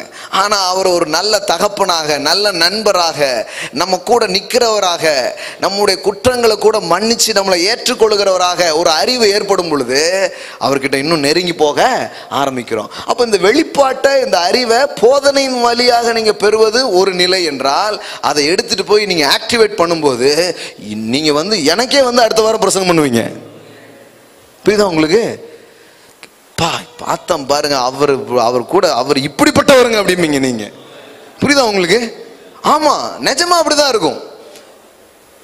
நிஜமா அப்படிதான் நீங்க சொல்ல ஆரம்பிப்பீங்க. அதனாலதான் இந்த யாடாங்கிறது அனுபவத்தினால் வருகிற அறிவாக இருக்கிறது, உறவாடுதலினால் ஏற்படுகிற அறிவாக அது இருக்கிறது. அப்ப இதுக்குள்ளதான் எல்லாம் வச்சிருக்கிறாரு. அப்ப எதுக்குள்ள எல்லாம் இருக்குங்கிறத முதல்ல தெரிஞ்சுக்கோங்க. அவரை அறிகிற அறிவுக்குள்ளாய். ஆமென். ஒவ்வொரு நாள் நீங்க வாஞ்சிக்கிற ஒரு உங்க தொழிலா இருக்கலாம், உங்களுடைய ஆவிக்குரிய வாழ்க்கையா இருக்கலாம், உங்க வாழ்க்கையின் சந்தோஷமா இருக்கலாம், செழிப்பா இருக்கலாம், எல்லாத்தையுமே கடவுள் ஏற்கனவே வச்சுட்டாருங்க. நீங்க ஒன்றும் அப்படியே உழுக்கிறதுனால பரலோகத்துல இருந்து ஒன்றும் கொட்ட போறது கிடையாது. எப்போ இயேசுவை அனுப்பினாரோ அப்போ எல்லாத்தையுமே அனுப்பிச்சிட்டாரு. ஆமென். ஆமா, எல்லாமே இருக்குது. எல்லாம் சொல்லுங்க, எல்லாம் இருக்கு. அடிக்கடி சொல்லுங்க இந்த வார்த்தை, எல்லாம் இருக்கு. இல்லைன்னே சொல்லாதீங்க. நிறைய பேருக்கு எப்போ பாருங்க ஆசையா இருக்கும் சிலருக்கு, அதெல்லாம் உடனே இல்லைன்னு சொல்றதுல உங்களுக்கு அவ்வளோ ஆர்வம் பாருங்களேன். முடிஞ்சிட்டு அப்படிம்பாங்க. அதுல ஒரு பெரிய ஒரு ஆர்வத்தை பழகி வச்சிருக்காங்க. சிலர்லாம் பேண்ட்ல அப்படி கை விட்டு உள்ள இப்படி எடுத்து காட்டுவாங்க பாருங்க, ஒன்றும் இல்லைன்ட்டு டெமான்ஸ்ட்ரேஷன். என்ன ஒரு டெமான்ஸ்ட்ரேஷன் பாருங்களேன். சட்டையெல்லாம் இப்படி எடுத்து இப்படி காமிப்பாங்க, ஒன்றும் இல்லை என்கிட்ட, ஒன்றும் இல்லை அப்படின்ட்டு. சிலர் அந்த பிள்ளைகள்கிட்டே சொல்லுது, அப்பா கிட்ட ஒன்றும் இல்லை பார்த்துக்கோ அப்படின்னு. உலகத்திலே பெரிய பிச்சைக்கார அப்பா இவரத்தான் இருப்பார் போல. அது வந்து ஒரு ஹீரோ ரேஞ்சுக்கு யோசித்து வச்சிருக்கோம். இவங்க தான் போய் என்ன பண்ணுது, ஒண்ணுமே இல்லைன்னு காட்டுறது பாருங்க. அப்படி யோசி இருக்கு. எல்லாம் சொல்லுங்க, இருக்கு. ஆமென். கடவுள் ஒரு இல்லாமையின் உலகத்தை படைக்கல. கடவுள் வந்து ஒரு நிறைவான உலகத்தை தான் படைச்சிருக்கிறார். ஆமென். ஏன்னா அவர் நிறைவான தேவன். இதுவே ஒரு வெளிப்பாடு தாங்கிறேன் நான். ஏன் பஞ்ச பரதேசியா குறைவும் பற்றாக்குறையும் உள்ள வாழ்க்கை மக்கள் ஏன் வாழ்றாங்க? முதல்ல கடவுளையே ஒரு இல்லாமையின் கடவுளா பார்த்துட்டாங்க. எனக்கு அங்க சொல்லும் போது என்ன சொல்லுவாங்கன்னா, எல்லாம் ரெடியா இருக்கீங்களா, தேவனுக்கு தேவை இருக்கிறது அப்படின்ட்டாங்க. அவர் தேவை இன்னும் சந்திக்கப்படவில்லை. அடுத்த வாரம் நீங்க எல்லாரும் வந்து அவர் தேவை எப்படியாவது அவன் பார்க்குறான். நான் வந்தா என் தேவையை சந்திப்பாருன்னு நினைச்சேன். பாவம், கடவுளுக்கே பெரிய தேவையா, சரி அவருக்கும் சேர்த்து 12 மணி நேரம் வேலை பார்க்க அப்படின்னு போயிட்டான். எதுக்குடா ஆளையே காணுன்னா, ஆமா ஆண்டவருக்கே தேவையில்ல, அதான் எக்ஸ்ட்ரா ஓவர் டைம் பார்த்துட்டு இருக்கேன் அப்படிங்க. தேவனையே ஒரு தேவையின் தேவனா மக்களுக்கு காமிச்சிட்டாங்க பாருங்க. அவர் தேவையின் தேவன் அல்ல, அவர் இல்லாமையின் தேவன் அல்ல. Is a God of El Shaddai, is a God of abundance, he is the God of more than enough. ஆமென். அவர் இல்லாததை கூட இருக்கிறதா அழைக்கிற ஒரு தேவன். அப்போ நீங்க உங்க வாழ்க்கையில, கிறிஸ்தவ வாழ்க்கையில இந்த வெளிப்பாட்டில் நீங்க வளரணும். தேவன் நான் விசுவாசித்திருக்கிறவர் இன்னார் என்று நான் அறிவேன். அந்த அறிவு வர வர வர வர வர வாழ்க்கையில எல்லா நன்மையும் உங்களுக்கு வர்றத நீங்க பார்க்க ஆரம்பிப்பீங்க. அதனாலதான் பைபிள்ல இப்படிப்பட்ட அறிவை, ஞானத்தை தேடுவதை குறித்து வேதாகமம் வலியுறுத்துகிறது. பைபிள்ல நம்மளை எதை தேட சொல்லியிருக்குன்னு கொஞ்சம் கவனிச்சிடணும். அதை தேடினாலே மீதி எல்லாமே வந்துடும். பைபிள்ல சொல்லியிருக்குது, அறிவை தேடு, ஞானத்தை தேடு அப்படின்னு இருக்குது. ஏன் பைபிள் எங்கேயாவது வேலையை தேடுன்னு இருக்கா? ஹலோ, அப்படி இல்லவே இல்லை. வேலை செய்ய சொல்லியிருக்கு, ஆனால் வேலையை தேட சொல்லலை. ஞானத்தை தேடுன்னு இருக்கு. ஞானத்தை தேடினீங்கன்னா கம்பெனிலாம் உங்கள் வீட்டு வாசலில் வந்து நிற்கும். அதான் விஷயம். நாம் தேட வேண்டியதெல்லாம் நம்ம தேடணும்னா நம்மளை தேடி சிலது வரும். அதுதான் விஷயம். இல்லைன்னா நம்ம ஒன்னொன்னா தேடிட்டு இருக்கணும். Wisdom is the principal things. ஞானமே முக்கியம் என்று சொல்லப்பட்டிருக்கிறது. அதனால அதுல ரொம்ப முக்கியம் தேவனை பற்றிய அறிவு, பரிசுத்தரை அறிகிற அறிவு. அவரை பற்றி அறிவு இல்லைன்னு வைங்களேன், வாழ்க்கை கெட்டு போயிடும். பாருங்க, அவரை பற்றி அறிவே இல்லைன்னா ஒருத்தன் எப்படி வாழ்வான்? ஒரு எக்ஸாம்பிள் காட்டுறேன் பாருங்க. நீதிமொழிகள் 30:2-3 பாருங்க. மனுஷர் எல்லாரிலும் நான் படிக்கிறதுக்கு ஒரு மாதிரி இருக்குல்ல. மனுஷர் எல்லாரிலும் நான் மூடன், மனுஷனுக்கு ஏற்ற புத்தி எனக்கு இல்லை, நான் ஞானத்தை கற்கவும் இல்லை, பரிசுத்தரின் அறிவை, அவரை பத்தி அறிவை என்ன பண்ணல, அறிந்து கொள்ளவே இல்லை. இப்ப கவனிங்களேன். அப்ப அதான், வானத்துக்கு ஏறினவர் யார்? காற்றை தமது கையில் அடக்கினவர் யார்? தண்ணீரை வஸ்திரத்திலே கட்டினவர் யார்? பூமியின் எல்லையை ஸ்தாபித்தவர் யார்? அவருடைய நாமம் என்ன? அவருடைய குமாரனுடைய நாமம் என்ன என்பதை அறியாயோ? இப்படி எல்லாம் எனக்கு எந்த அறிவுமே இல்லை அப்படின்னு அந்த மனுஷன் என்ன பண்றான், சொல்றான். சொல்லிட்டு இப்ப பாருங்க, அப்படி அவரை பற்றி அறிவு இல்லாததுனால இப்போ பாருங்க 7வது வசனம் பாருங்க. 2 மனு உம்மிடத்தில் கேட்கிறேன். கடவுள்கிட்டே மனு போடுறான். அப்படியே இருக்கு பாருங்க. 2 மனு உம்மிடத்தில் கேட்கிறேன். என்ன மனு கேட்கிறான் பாருங்க. 2 மனு உம்மிடத்தில் கேட்கிறேன், நான் மரிக்கும் பரியந்தமும் அதை எனக்கு மறுக்காமல் தாரும். ரேமிங்கா கேட்கிறான். நான் மரிக்கும் பரியந்தம் அதை மறுக்காமல் தாரும் அப்படின்னு கேட்கிறான். மாயையும் பொய் வசனிப்பையும் எனக்கு தூரப்படுத்தும். சரி, இது கூட கொஞ்சம் பரவாயில்ல. அடுத்தால கேட்கிறான் பாருங்க, தரித்திரத்தையும் ஐஸ்வர்யத்தையும் எனக்கு எது வேண்டாம்? தரித்திரமும் வேண்டாம், ஐஸ்வர்யமும் வேண்டாம், ரெண்டுமே எனக்கு வேண்டாம்.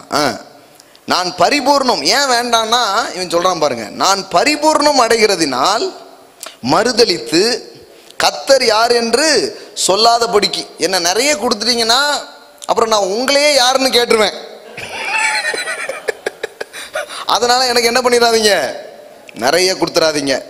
அடுத்தால, தரித்திரப்படுகிறதுனால் திருடி, எனக்கு கொடுக்காம விட்டீங்கன்னா நான் திருடிடுவேன். அப்புறம்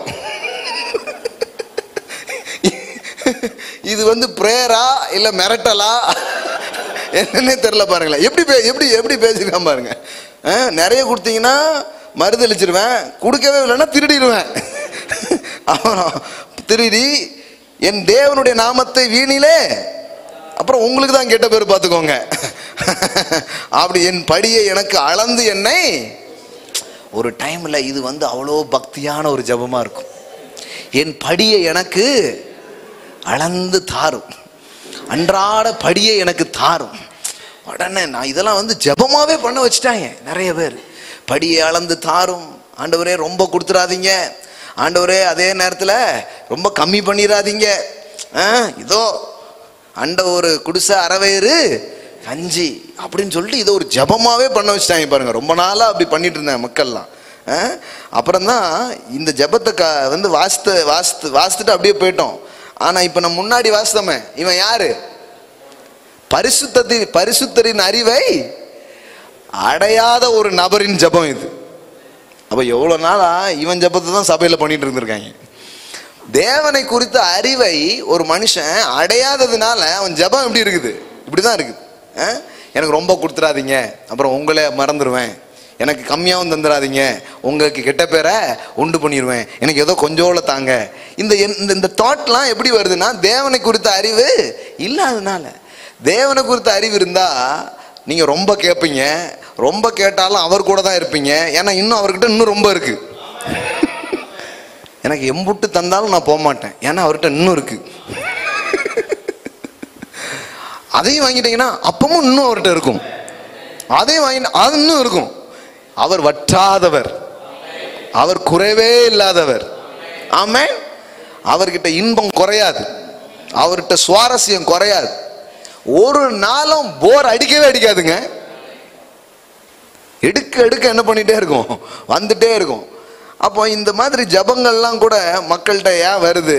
இப்போ நம்ம இப்போ நிறைவு உங்களுக்குன்னா இந்த ஜபம்லாம் படிச்சு வச்சிருப்பாங்க சில பேருக்கு. பார்த்தியா, கத்தரை விட்டு உன்னை வழி விலக பண்ணுகிறார் பாலசேகர், ப்ராஸ்பெரிட்டி ப்ரீச்சர் அப்படின்றாங்க. இந்த மசனம்லாம் அவங்களுக்குள்ள ஆழமா போட்டு வச்சிருக்காங்க. ஆனா இது யாருடைய ஜபம்னே தெரியாது. யாருடைய ஜபம்? தேவன் யார், அவர் குமாரன் யார், பரிசுத்தர் யார், அவரை பற்றிய இது என்னங்கிற வெளிப்பாட்டையே பெற்றுக்கொள்ளாத ஒரு நபருடைய ஜபத்தை தான் காலகாலமா உள்ள என்ன பண்ணிட்டாங்க, போட்டு வச்சுட்டாங்க. ஆனா தேவனை குறித்த அறிவும் வெளிப்பாடும் வந்துச்சுன்னா நீங்க உங்க ஜபமே வேற மாதிரி இருக்கும். ஆமென்.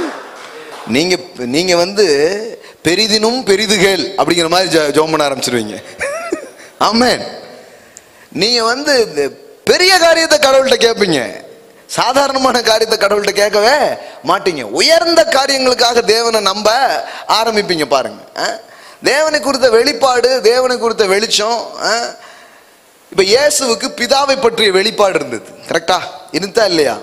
இப்ப அவர் எப்படி ஜெபம் பண்றாரு காட்டுறேன் பாருங்க. இயேசுவின் ஜெபம் எப்படி இருக்குது? யோவான் சுவிசேஷம்.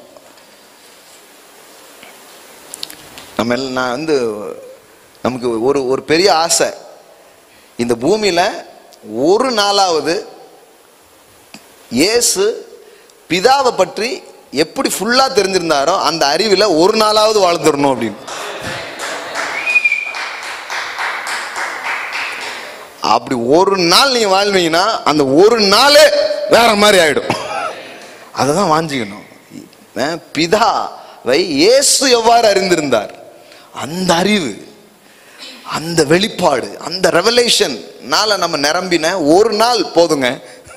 ஒரு நாள் போதும், அது வேற மாதிரி வாழ வைக்கும். பாருங்க, இயேசுக்கு அந்த வெளிப்பாடு எவ்விதமா இருந்தது. அப்படி வெளிப்பாட்டை பெற்றிருந்த இயேசுவினுடைய ஜெபம் எப்படி இருந்தது பாருங்க. யோவான் சுவிசேஷம். லாசருவினுடைய அந்த கல்லறைக்கு முன்பாக நின்று கொண்டு இயேசு என்ன பண்றாரு? ஜெபம் பண்றாரு. என்ன ஜெபம் பண்றாரு பாருங்க. யோவான் சுவிசேஷம் 11வது அதிகாரம் 41. அப்பொழுது மரித்தவன் வைக்கப்பட்ட இடத்தில் இருந்த கல்லை எடுத்து போட்டார்கள். இயேசு தம்முடைய கண்களை ஏறெடுத்து, எல்லாம் சொல்லுங்க, ஏறெடுத்து. பாடி லாங்குவேஜே பாருங்க ரொம்ப வித்தியாசமா இருக்கு. நமக்கு என்ன சொல்லி கொடுப்பாங்கன்னா, கண்களை மூடி தலைகளை தாழ்த்தி.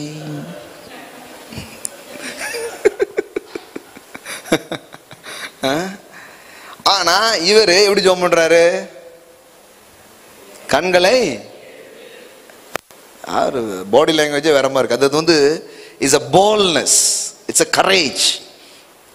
தருவாரோ மாட்டாரோ தலை குனிஞ்சிருவோம் அப்படின்லாம் கிடையாது, தைரியம். அங்க பாருங்க, கண்களை ஏறெடுத்து, பிதாவே நீர் எனக்கு செவி கொடுத்தபடியினால் உம்மை ஸ்தோத்தரிக்கிறேன்.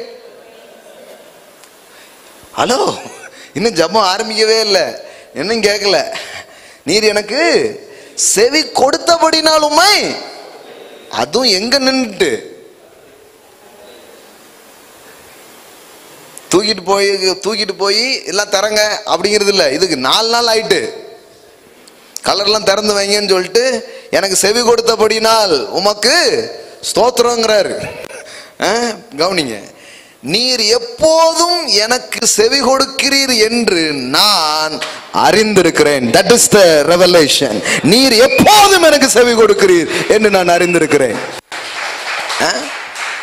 இதுதான் பிதாவை பற்றி வர்ற வெளிப்பாடு. என் அப்பா யாருன்னா எப்பமாவது கேட்கிறவர் இல்ல. இயேசு வந்து எப்பமாவது தான் கேட்பீங்க, அதான் வழக்கம். இப்ப கேட்பீங்களான்னு தெரியல. கேட்டீங்கன்னா வந்து இது அற்புதம்பாங்க, இல்லைன்னா எடுத்த கல்லை என் மேல போடுவாங்க. கல்லை புரட்டி தள்ள மாட்டாங்க, எங்களை புரட்டி தள்ளிடுவாங்க. இது அந்த மாதிரி இல்லை பாருங்க. இவர் வந்து என்ன கேட்கிறாரு, செவி கொடுப்பீரா? டவுட்டே இல்லை.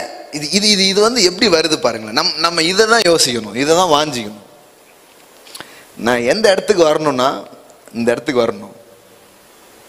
டவுட்டே இல்லை, சந்தேகமே கிடையாது. பிதாவே எப்பொழுதும் எனக்கு செவி கொடுத்த, எப்படி சொல்றாரு பாருங்க, நீர் எனக்கு செவி கொடுத்தபடினால் உம்மை தேங்க்ஸ் கிவிங் தான் இருக்குது.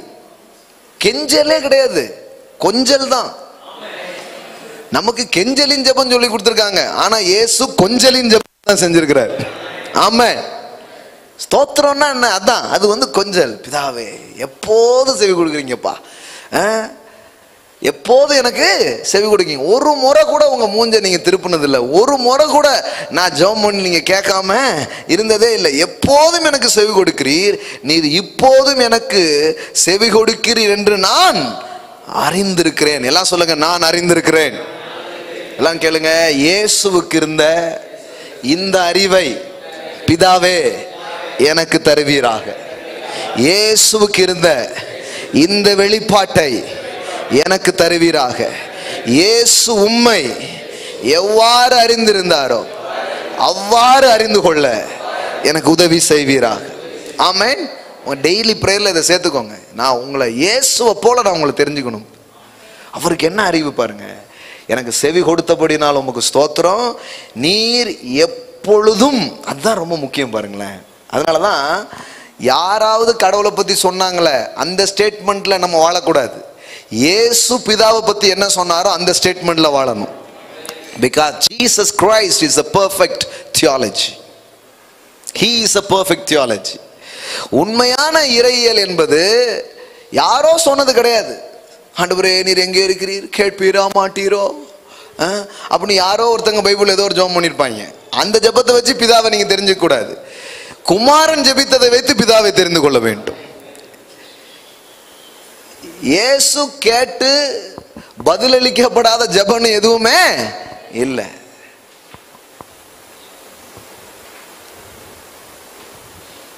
எல்லா ஜெபங்களும் அங்க என்ன பண்ணப்படுகிறது, கேட்கப்படுகிறது.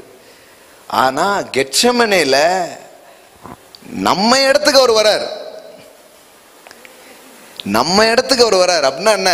ஆதாம் தோட்டத்தில் ஆரம்பிச்சத இவர் இன்னொரு தோட்டத்தில் ஆரம்பிச்சு முடிக்க போறார். நல்லூர்ல ஆரம்பிச்சத நெல்லூர்ல முடிக்கிறோம். அது மாதிரி ஏதேன்ல ஆரம்பிச்சத கெத்செமனேல முடிக்கிறதுக்காக அவர் வந்திருக்கிறார். ஆமென். அது அந்த தோட்டத்தின் பிரச்சனை இந்த தோட்டத்தில் முடிக்கிறாருங்க. அந்த தோட்டத்தில் தானே ஆதாம் வந்து தோண்டு போறான். அதனால நீங்க கொஞ்ச நேரத்தில் பார்த்தீங்கன்னா ஜீசஸ் ஆதாம் மாதிரியே மாறிட்டு வர்றாரு. சிலுவையில பார்த்தீங்கன்னா முழுசா மாறிட்டார். அதனாலதான் லாங்குவேஜே வேற மாதிரி இருக்கு. என் தேவனே என் தேவனே ஏன் என்னை, அது இயேசுவின் குரல் கிடையாது. உள்ள கடந்து ஆதாம் கத்திக்கிட்டு இருக்கான். விளங்குச்சா? சிலருக்கு இது புரியாது. இந்த இதுவுமே புரியாம படிச்சுட்டு இருப்பாங்க. என்னையா இவர் ஏசையா அப்படியே எப்படி ஜெபம் இருக்காரு? அது ஏசையா இல்ல, இது நம்ம எல்லா ஐயாவும் உள்ள போயிட்டோம். பாவமானார் அப்படின்னா என்ன?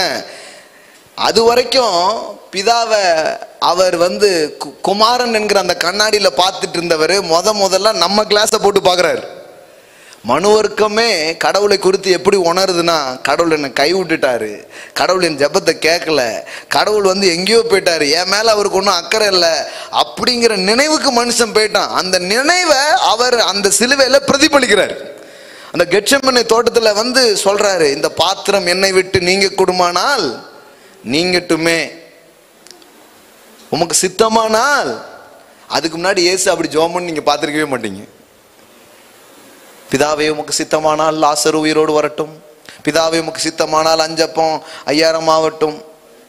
குழப்பமே கிடையாது. அப்படி அதனாலதான் நீங்க கெட்செமனேக்கு அப்புறம் உள்ளதை பார்க்க கூடாது.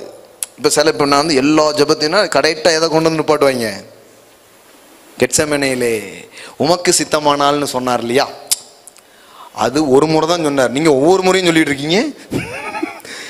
நல்ல உடம்பு சரியில்லாம ஏதாவது இருப்பாங்க, நோயில் இருப்பாங்க, ஜோம் பண்ணியிருக்கிறோம் கர்த்தருக்கு சித்தமானால், அதான் செத்து போயிருவேன்னு சொல்லுதீங்க. கர்த்தர் ஏதோ நான் எங்களால முடிஞ்ச ஜெபத்தை நாங்க பண்ணிட்டோம், கர்த்தருக்கு சித்தமானால். பாருங்க, இதுவே வந்து சரியான ஒரு புரிந்து கொள்ளுதல் கிடையாது. இயேசு தாம் பூமியில் இருந்த போது ஒரு நாள் அப்படி சொல்லவே இல்லை. அதனாலதான் கெட்செமனேக்கு அப்புறம் சீன் வேற. அது நம்ம சத்தம்.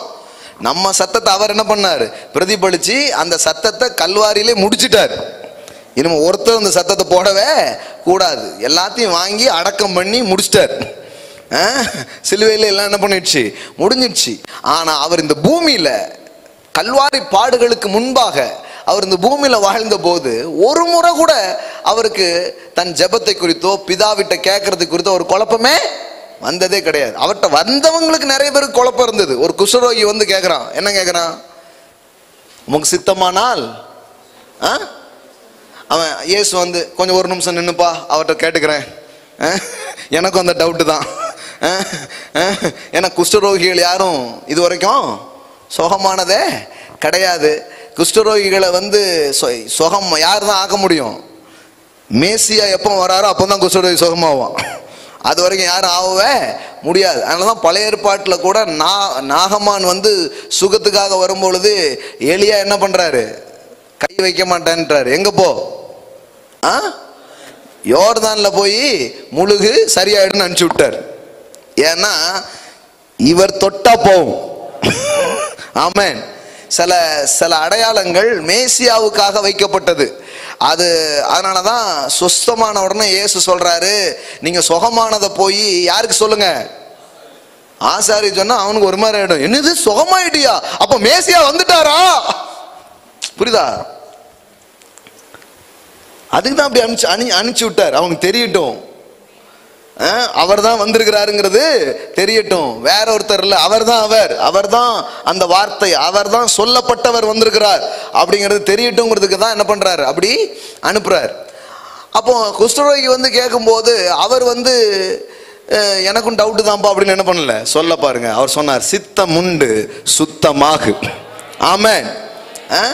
இன்னைக்கு எந்த வியாதியை குறித்து நீங்க கடவுள்கிட்ட வரும் பொழுது உங்களுக்கு குழப்பமே இருக்கக்கூடாது.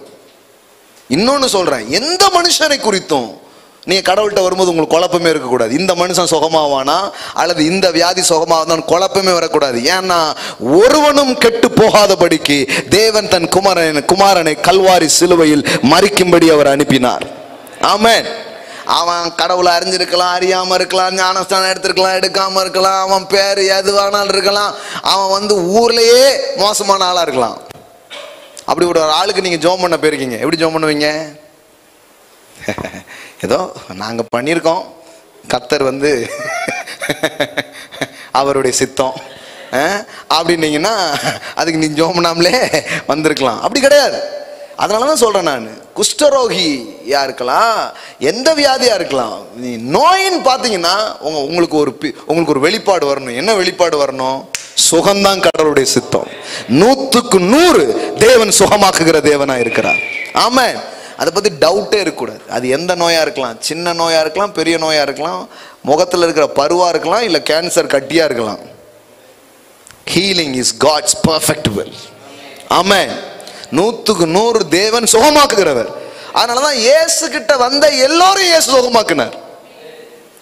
யாரையாவது அவரு தம்பி இன்று போய் நாளை வா அப்படின்னு அனுப்பவே இல்லை. உனக்கு வந்து கஷ்டம்தான், அந்த பச்சை சட்டை கொஞ்சம் தள்ளிப்போ அப்படின்ட்டுலாம் யாரையும் லைன்ல என்ன பண்ணல, ஒதுக்கவே இல்லை. எல்லாரையும் சுகமாக்கினார், எல்லா வியாதியும் சுகமாக்கினார். நீங்க அதனாலதான் மேத்யூ, மார்க், லூக், ஜான் இந்த 4 சுவிசேஷத்தை நீங்க திரும்ப திரும்ப படிக்கும் பொழுது தேவனை குறித்த ஒரு பெரிய வெளிப்பாடு உங்களுக்குள்ள வேலை செய்ய ஆரம்பிச்சிடும். அது என்ன வெளிப்பாடு? இயேசு எல்லோரையும் சுகமாக்கினார், இயேசு எல்லா வியாதிக்காரையும் சுகமாக்கினார். சுகம் கடவுள் தருகிற 100க்கு 100 அவர் தருகிற ஒரு ஆசீர்வாதம். ஆமென். உறுப்பே இல்லாத ஆளா இருக்கலாம், நீங்க நம்பலாம், அவருக்கு உறுப்பு வரணும்னு ஜோம் பண்ணலாம். கண் தெரியாதவங்களுக்கா ஜோம் பண்ணலாம். காது கேட்காதவங்களுக்காக ஜெபம் பண்ணலாம். சிலர் சொல்லுவாங்க அது இயேசு காலத்திலே முடிஞ்ச அற்புதம் அப்படின்ட்டு. இல்லை இல்லை, இப்போ பிதாவின் சாயலை வெளிப்படுத்தும் குமாரர்கள் நீங்கள் தான். You are the sons of God. You are the sons of God. Amen. Act பண்ணுங்க. ஒன்றும் நடக்காட்டினாலும் பரவாயில்ல, பண்ண ஆரம்பிங்க, நடக்க ஆரம்பிச்சிடும். ஆமென். எல்லாமே அற்புதம், எல்லா காரியமும் அப்படிதான். பெருமழை வருதான்னு 7 முறை போய் பார்த்துட்டு வந்த மாதிரி ஒரு 7 வாட்டி கை வைங்களேன், ஒன்றும் தப்பு கிடையாது. சில பேருக்கு முதல்ல இது நடக்கும்னே அவங்க நம்புறதில்லை. அடுத்தது ஒரு வாட்டி ட்ரை பண்ணிட்டு அப்படியே விட்டுருவாங்க. அப்படி விடக்கூடாது, எதையுமே அப்படி விடக்கூடாது, தொடர்ந்து பண்ணணும். பார்த்தீங்கன்னா திடீர்னு ஓப்பன் ஆயிரும். ஆமென். குருட்டு கண்ணெல்லாம் திறக்கப்படும் இயேசுவின் நாமத்தினாலே. புதிய உறுப்புகளை எல்லாம் ஜனங்க பெறுவாங்க இயேசுவின் நாமத்தினாலே. ஆமென். இது எல்லாமே இந்த போல்னஸ் எங்க இருந்து வருது தெரியுமா? அதுதான் சொல்லிட்டு இருக்கிறேன் நான்.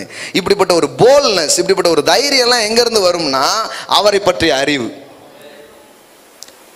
இயேசுவுக்கு அதனாலதான் அவர் சொல்றாரு, பவுல் இதே வார்த்தையை சொன்னதை உங்களுக்கு காமிச்சேன். நான் விசுவாசித்திருக்கிறவர் இன்னார் என்று அறிந்திருக்கிறேன். இப்ப இயேசு அதான் சொல்றாரு, நீர் எப்பொழுதும் எனக்கு செவி கொடுக்கிறீர் என்று நான் அறிந்திருக்கிறேன்.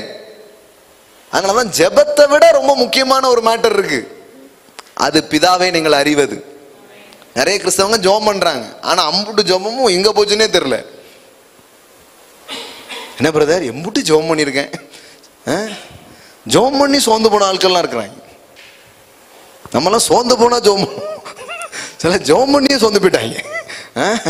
ஆமா, இம்புட்டு ஜெபம் பண்ணிட்டேன். இது ஜெபத்தை விட முக்கியமானது என்ன? அவரை பற்றிய அறிவு. அவரை பற்றி அறிவு இருந்தா மணிக்கணக்கா கூட அந்த இடத்துல ஜபிக்கப்படல. அவரை பற்றி அறிவு இருந்துன்னா சில வரிகள், சில நிமிடங்கள்லயே காரியங்கள் மாறுறதை நீங்க பார்க்க முடியும். ஆமென். இப்ப பாருங்க, நீர் எப்பொழுதும் எனக்கு செவி கொடுக்கிறீர். எல்லாம் சொல்லுங்க, பிதா எப்போதும் செவி கொடுக்கிற பிதா. எப்பமாவது செவி கொடுக்கிறவர் கிடையாது. ஆமென். இந்த எண்ணம் இருந்தா உங்க தேவைகளுக்காக, உங்க வாழ்க்கையின் காரியங்களுக்காக யாரோ செய்வாங்கன்னு காத்திருக்க மாட்டீங்க. என் ஜெபத்தை கேட்கிற ஒரு அப்பா எனக்காக இருக்கிறாரு, அவர்கிட்ட நான் கேட்க போறேன்னு கேட்பீங்க. கெஞ்ச மாட்டீங்க, கேட்பீங்க. டாடி எனக்கு நீங்க தர்றதுக்காக நன்றி. உங்க பிரேயர்ல ஒரு தேங்க்ஸ் கிவிங் உங்களுக்கு இருக்கும். இது எனக்கு செவி கொடுத்தபடினால் ஸ்தோத்திரம். ஆமென். ஸ்தோத்திர கூட்டம் வச்சுட்டு தாங்க ஜெபமே. நம்ம கர்த்தர் எங்கள் ஜெபத்தை கேட்டார், இன்றைக்கு ஸ்தோத்திர கூட்டம் அப்படின்னு. ஆனா அவர் என்ன பண்றாருன்னா முதல்ல ஸ்தோத்திர கூட்டம் வச்சிடுறாரு. முதல்ல தேங்க்ஸ், முதல்ல நன்றி, முதல்ல பிரைஸ், முதல்ல துதி, முதல்ல ஆராதனை எல்லாம் பண்ணிடுறாரு. பாருங்க, சொல்றாரு, நீர் எப்போதும் எனக்கு செவி கொடுக்கிறீர் என்று நான் அறிந்திருக்கிறேன். ஆனாலும் நீர் என்னை அனுப்பினதை சூழ்ந்து நிற்கும் ஜனங்கள் விசுவாசிக்கும்படியாக அவர்கள் நிமித்தமாக இதை சொன்னேன் என்றார். அவர் கொஞ்சம் சத்தமா தான் சொல்லியிருக்கிறாரு. ஏன்னா நமக்குள்ள இருக்கிறது நமக்கு தெரியும், ஆனா இங்க கொஞ்சம் பேருக்கு அது தெரியணுங்கிறதுக்காக சவுண்டா சொல்லியிருக்கிறார். அப்படின்னா என்ன அர்த்தம்? இப்படிப்பட்ட காரியத்தை நாம் கேட்டு நாமும் விசுவாசித்து அப்படி ஆக்ட் பண்றதை அவர் விரும்புறார். ஆமென். அப்போ சித்தமானால் அப்படிங்கிற குழப்பமே வராது. அவரை பற்றி அறிவு இருந்ததுன்னா, அவரை பற்றி அறிவு இருந்ததுன்னா உங்களுக்கு தெரியும், இதை தான் பிதா விரும்புறார். பிதாவினுடைய விருப்பம் இதுதான். பாருங்க, மரித்தவனை கூட கல்லறையில போய் அவர் எழுப்பி வெளியே கொண்டு வந்துட்டார். ஆமென். இந்த மாதிரி காரியங்கள்லாம் நடக்குமா? நான் சொல்றேன், பிதாவை பற்றிய வெளிப்பாட்டில் சபையும் விசுவாசியும் வளர்ந்தா வியாதி வராத வாழ்க்கை மட்டும் இல்லை, வியாதி வந்தா சுகமாகிற வாழ்க்கை மட்டும் இல்லை, செத்து போய் 4 நாள் 40 நாள் ஆனா கூட எழுப்புகிற ஒரு பெரிய பலத்த விசுவாச செயல்களுக்குள்ளே தேவனுடைய மக்களும் சபையும் செல்ல முடியும். ஆமென். நாம எக்ஸ்பீரியன்ஸ் பண்ணியிருந்தாதான் இதை சொல்லணும்னு அவசியம் இல்லை. இது வேதத்துல இருக்கு. இதை நாம முதல் தெரிஞ்சுக்கிட்டாலே இது நம்ம அனுபவமா மாற ஆரம்பிச்சிடும். சிலர் இப்படி சொல்லுவாங்க, நான் அனுபவிப்பதை தான் பிரசங்கிப்பேன் அப்படி சொல்லுவாங்க. அது நல்லதுதான். அப்படி பிரசங்கம் பண்ணும்போது இன்னும் போல்டா நீங்க பண்ண முடியும். ஆனா எல்லா காரியமும் அப்படி இல்லை. பாருங்க, நாம் சில நேரத்தில் வார்த்தையில சொல்லி இருக்குன்னு நம்பி செய்யும் போது அது அனுபவமா மாற ஆரம்பிக்கும். ஆமென். நான் செழிப்பை எக்ஸ்பீரியன்ஸ் பண்ணது பிறகு செழிப்பை பேசல, செழிப்பே இல்லாத போது செழிப்பை பேசியிருக்கிறேன். ஆமென். அப்புறம் பார்த்தா செழிப்பு அனுபவம் ஆயிடுச்சு. இப்பவும் செழிப்பை பேசுறேன், கொஞ்சம் அனுபவத்திலிருந்து பேசுறேன். ஆனா அனுபவமே இல்லாதனா நான் பேசவே மாட்டேன், அப்படி கிடையாது. சிலர் பிசாசு சில பேர் அப்படி வஞ்சித்து வச்சிருப்பான். உன் நிலைமையை பார். இப்போ உங்க குடும்பமே ஆடிக்கிட்டு இருக்கு, உங்களை யாராவது ஃபேமிலி செமினார்ல பேசுங்கன்னா உங்களுக்கு எப்படி இருக்கும்? ஃபேமிலி செமினார்ல நானே ஃபேமிலியா இருக்கேன், என்ன போய் கூப்பிடுதீங்க, அப்படி தோணுமா தோணாதா? அதாவது என்னைக்குமே உங்களுடைய ஐடென்டிட்டி தேவன் உங்களை குறித்து சொன்ன அந்த காரியத்தில் வாக் பண்ணுங்க. அதுக்கப்புறம் அது எக்ஸ்பீரியன்ஸாக என்ன பண்ண ஆரம்பிக்கும், மாற ஆரம்பிக்கும். இது ரொம்ப முக்கியம் பாருங்க. ஏன்னா சில நேரத்தில் நமக்கு மாற்றி சொல்லி கொடுத்தாங்கன்னா ரொம்ப கஷ்டமாயிடும் பாருங்க. ஸோ நான் அதை தான் நம்புகிறேன். என்ன நம்புகிறேன்னா, அனுபவிக்கிறேன் அப்படிங்கிறது ரெண்டாவது. ஆனால் இப்படி இருக்கு, எல்லாம் சொல்லுங்க, எழுதி இருக்கு. எங்கள் முற்பிதாக்கள் விவரித்து சொன்ன அற்புதங்கள் எங்கே? யார் கேட்குறா? கிதியோன் கேட்குறான். அப்போ அவனுக்கு எக்ஸ்பீரியன்ஸில் கிடையாது, ஆனால் கேட்டிருக்கான். ஆனால் எங்கேயோ சொல்லியிருக்கிறாங்க, எங்கேயோ வாசித்திருக்கான். அதெல்லாம் எங்கே கெட்டே இருக்கிறான். கடவுள் சொல்லிட்டாரு, எங்கேன்னு இனிமே இங்கே உன் வாழ்க்கையில் ஒன்றை கொண்டு அதே காரியத்தை நான் செய்ய போகிறேன். ஆமென். நீ ஏங்கி தவித்த காரியங்களை நான் உன்னை கொண்டே செய்ய போகிறேன். எப்படி பாருங்க. அப்போ இதெல்லாம் நடக்குமானா கண்டிப்பாக நடக்கும். கடவுள் எலும்பு குவியலையே சேனையாய் மாற்றுகிறார். ஆமென். எலும்பு நிலைக்கு போனாலும் எழுப்ப முடியும். நான் சொல்றேன், சாம்பலானா கூட கொண்டு வர முடியும். சாம்பலை சிங்காரமாக்குகிறார். அப்படின்னா என்ன அர்த்தங்க? சாம்பல்னா என்ன? எல்லாமே முடிஞ்சு போயிடுச்சு. ஆனா தேவன் அதை கொண்டு வர முடியும். ஆமென். ஒரு நாள் அது நடக்க போகுது, அது தெரியலாம் உங்களுக்கு. ஒரு நாள் அது நடக்க போதா இல்லையா? கிறிஸ்தவர்கள் ஏன் எரிக்கிறதில்லை, புதைக்கிறார்கள்? ஏன்னா இயேசு சரீர உயிர்த்தெழுதலில் நாங்கள் நம்புகிறோம், அதனால என்ன பண்றோம், புதைக்கிறோம். ஒரு நாள் இயேசு எழுப்புவார். ஏன்னா எழுப்பும் போது என்ன புதைச்சது அப்படியே இருக்கும். இப்ப இயேசு போய் 2000 வருஷம் ஆகுது. இப்ப 2000 வருஷமா செத்து போன கிறிஸ்தவங்க 50 பேர் இருக்காங்க. 50 பேர் கல்லறையில் இப்ப யாரா இருப்பாங்கன்னு நினைக்கிறீங்க? அங்க இருக்குமா? உண்மையே இருக்காது. ஆனா ஒரு நாள் இயேசு வரும் பொழுது எல்லாரும் என்ன பண்ணுவாங்களாம்? உயிரோடு எழும்புவாங்களாம். எப்படி உயிரோடு எழும்புவாங்க? அப்போ செதஞ்சு போய் மண்ணோடு மண்ணா மக்கி போன சரீரங்கள் மறுபடியும் என்ன பண்ண முடியுது, வர முடியுதுன்னா அது அன்னைக்கு மட்டும் இல்ல, அது இப்பவும் அவருடைய பிள்ளைகளை கொண்டு அவர் செய்கிற ஒரு ஆச்சரியமான காரியமாக இருக்கு. எதுவுமே முதல்ல கேட்கும் போது இதெல்லாம் நம்புற மாதிரி இல்லையே அப்படிங்கிறதான் இருக்கும். அப்படி இருந்தாதான் அது ஆவிக்குரிய செய்தியே. நீ முதல்ல கரெக்டா புரிஞ்சுக்கோங்க. உங்களால ஈஸியா நம்ப முடியும்னா அது மனுஷனுடைய லாஜிக். உங்களால நம்ப முடியலன்னா அது கடவுளுடைய மேஜிக். ஆமென். ஒரு 2 பேர் வந்தாங்க நியூயார்க் சிட்டியில, அமெரிக்காவில். 2 பேர் எழும்பி நின்று சொன்னாங்க, நாங்க மனுஷனை பறக்க வைக்க போறோம். விமானம்னு ஒன்று கண்டுபிடிக்க போய் வச்சு மனுஷனை என்ன பண்ண போறோம், பறக்க வைக்க போறோம் அப்படின்ட்டு. ஊரே அவங்கள கூப்பிட்டு சொல்லிச்சு. 2 முட்டாள்கள் கிளம்பி விட்டார்கள். நியூயார்க் டைம்ஸ்ல எழுதிட்டாங்க, உலகத்திலே பைத்தியக்காரங்க 2 பேர் வந்துட்டாங்க அப்படின்னு என்ன பண்ணிட்டாங்க, எழுதிட்டாங்க. அவங்க அப்பா வேற பாதிரியார். யாரு? இந்த ரைட் பிரதர்ஸுடைய அப்பா வேற யாரு? பாதிரியார். அவர் அப்பெல்லாம் எல்லாம் பறக்கிறதெல்லாம் தெய்வ குத்தம்ட்டார். அவர் எந்த தெய்வத்தை தெரிஞ்சுக்கிட்டாருன்னே தெரியல. ஆனா அவங்கள முட்டாளு லூசுன்னு எழுதின அடுத்த ஒரு வாரத்துல ரைட் பிரதர்ஸ் விமானத்தை பறக்க வச்சுட்டாங்க. இப்ப என்ன எழுதினாங்க தெரியுமா? மகா புத்திசாலிகள் நம் நடுவிலே தோன்றி விட்டார்கள் அப்படின்ட்டு. அப்பனா என்ன அர்த்தம்னா, இவங்களுக்கு அனுபவத்துல வர்ற வரைக்கும் எல்லாமே துருபதேசம். ஏன்னா இவங்க எக்ஸ்பீரியன்ஸ்ல என்ன பண்ணல, பார்க்கவே இல்லை. இப்போ பாருங்களேன், இப்போ நான் செழிப்பை பத்தி சொல்றது, செழிப்பு இவங்களுக்கு ஏன் துருபதேசமா இருக்குன்னா, எங்களுக்கு வரமாட்டுக்கே பிரதர், உங்களுக்கு ஏன் வரமாட்டுக்குன்னா நீங்க அதை குறித்து எதிரான சிந்தனையும் எதிரான பேச்சும் எதிரான நம்பிக்கையும் வச்சிருக்கீங்க. நீங்க என்னைக்கு தேவ வார்த்தையோடு ஒத்து போறீங்களோ அது உங்களுக்கு வரும். பைபிள்ல போட்டிருக்குது, அவன் ஆசீர்வாதத்தை விரும்பாமல் போனான், அதனால அவனுக்கு என்ன பண்ணல, வரல. நான் சொல்ல, நீங்க விரும்புங்க, அது வரும். ஆமென். கர்த்தர் எனக்கு தருவார். கர்த்தருடைய விருப்பம் அதுதான். நம்ம ஆட்கள் பாருங்க, கொஞ்சம் முயற்சி பண்ணி பார்ப்பாங்க, வேலைக்கெல்லாம் நல்லா வரலன்னா அநேகமா கர்த்தர் என்னை ஊழியத்துக்கு அழைக்கிறார் என்று நினைக்கிறேன். எப்படி இருக்கு பாருங்க, இது சூப்பரா இருக்கா? இப்படி போயிடுறாங்க. சரி, ஊழியத்துக்கு ஊழியமும் நல்லா போல, மறுபடியும் தொழிலுக்கு போயிடலாம் என்று நினைக்கிறேன். இப்படிலாம் கிடையாது பாருங்க. கடவுள் இப்படி பிரிக்கவே இல்லை. அவன் செய்வது எல்லாம் வாய்க்கும். ஆமென். அதுல நீங்க என்ன வேணாலும் போட்டுக்கோங்க. ஊழியம் போட்டுக்கோங்க, பிசினஸ் போட்டுக்கோங்க, என்ன வேணாலும் போட்டுக்கோங்க, நீங்க கை வச்சா அது நல்லா வரணும். ராஜா கைய வச்சா அது ராங்கா போகுமாடா? போகவே போகாது. பாருங்களேன், எந்த வேலை செய்யலாம் அப்படின்னு நிறைய பேர் கேட்குறாங்க. பைபிளில் போட்டிருக்குது, நீ கையிடும் எல்லா வேலையிலையும் நான் உனக்கு ஆசீர்வாதத்தை கட்டளையிடுவேன். ஆமென். கடவுள் வந்து இந்த வேலை தம்பி, இந்த வேலை அப்படிலாம் கிடையாது. சில நாள் நம்மளை கைட் பண்ணி சில காரியத்தை கடவுள் செய்ய வைக்கிறாரு, உண்மைதான். ஆனால் கடவுள் அப்படி சொல்லல, அப்படிலாம் கிடையாது. நீ இறங்கிட்டியா, எது மோசம்ங்கிறாங்களோ நீ இறங்கிட்டேன்னா அந்த பிஸ்னஸ் சூப்பர் ஆகிடும். ஆமாம். அரசியலே சரியில்லைம்மா, ஆனால் நீ போயிட்டீங்கன்னா நல்லாயிடும். சினிமாவெல்லாம் மோசம்மா, ஆனால் நீ இறங்குனீங்கன்னா நல்லாயிடும். ஆமாம். இந்த ரியல் எஸ்டேட் ஒரு மாதிரி போயிடுங்க, நீ போனீங்கன்னா நல்லாயிடும். அதாவது தொழில் வந்து என்ன தொழிலுங்கிறது கிடையாது, ஆள் யாருங்கிறத முக்கியம். ஆமாம். அதனால கடவுள் நீ கையிடும் வேலையில் எல்லாம், எல்லாம் சொல்லுங்க, வேலையில் எல்லாம். ஆமென். உனக்கு ஆசீர்வாதத்தை அவர் கட்டளை இடுவார் அப்படின்னு தான் போட்டிருக்குது. எல்லா வேலையிலையும் உனக்கு ஆசீர்வாதத்தை நான் கட்டளை இடுவேன். அப்போ நான் என்ன சொல்லிட்டு இருக்கிறேன்னா, இந்த ஈர்ப்பு சக்தி இருக்குது இந்த உலகத்துல, புவி ஈர்ப்பு சக்தி இருக்கு.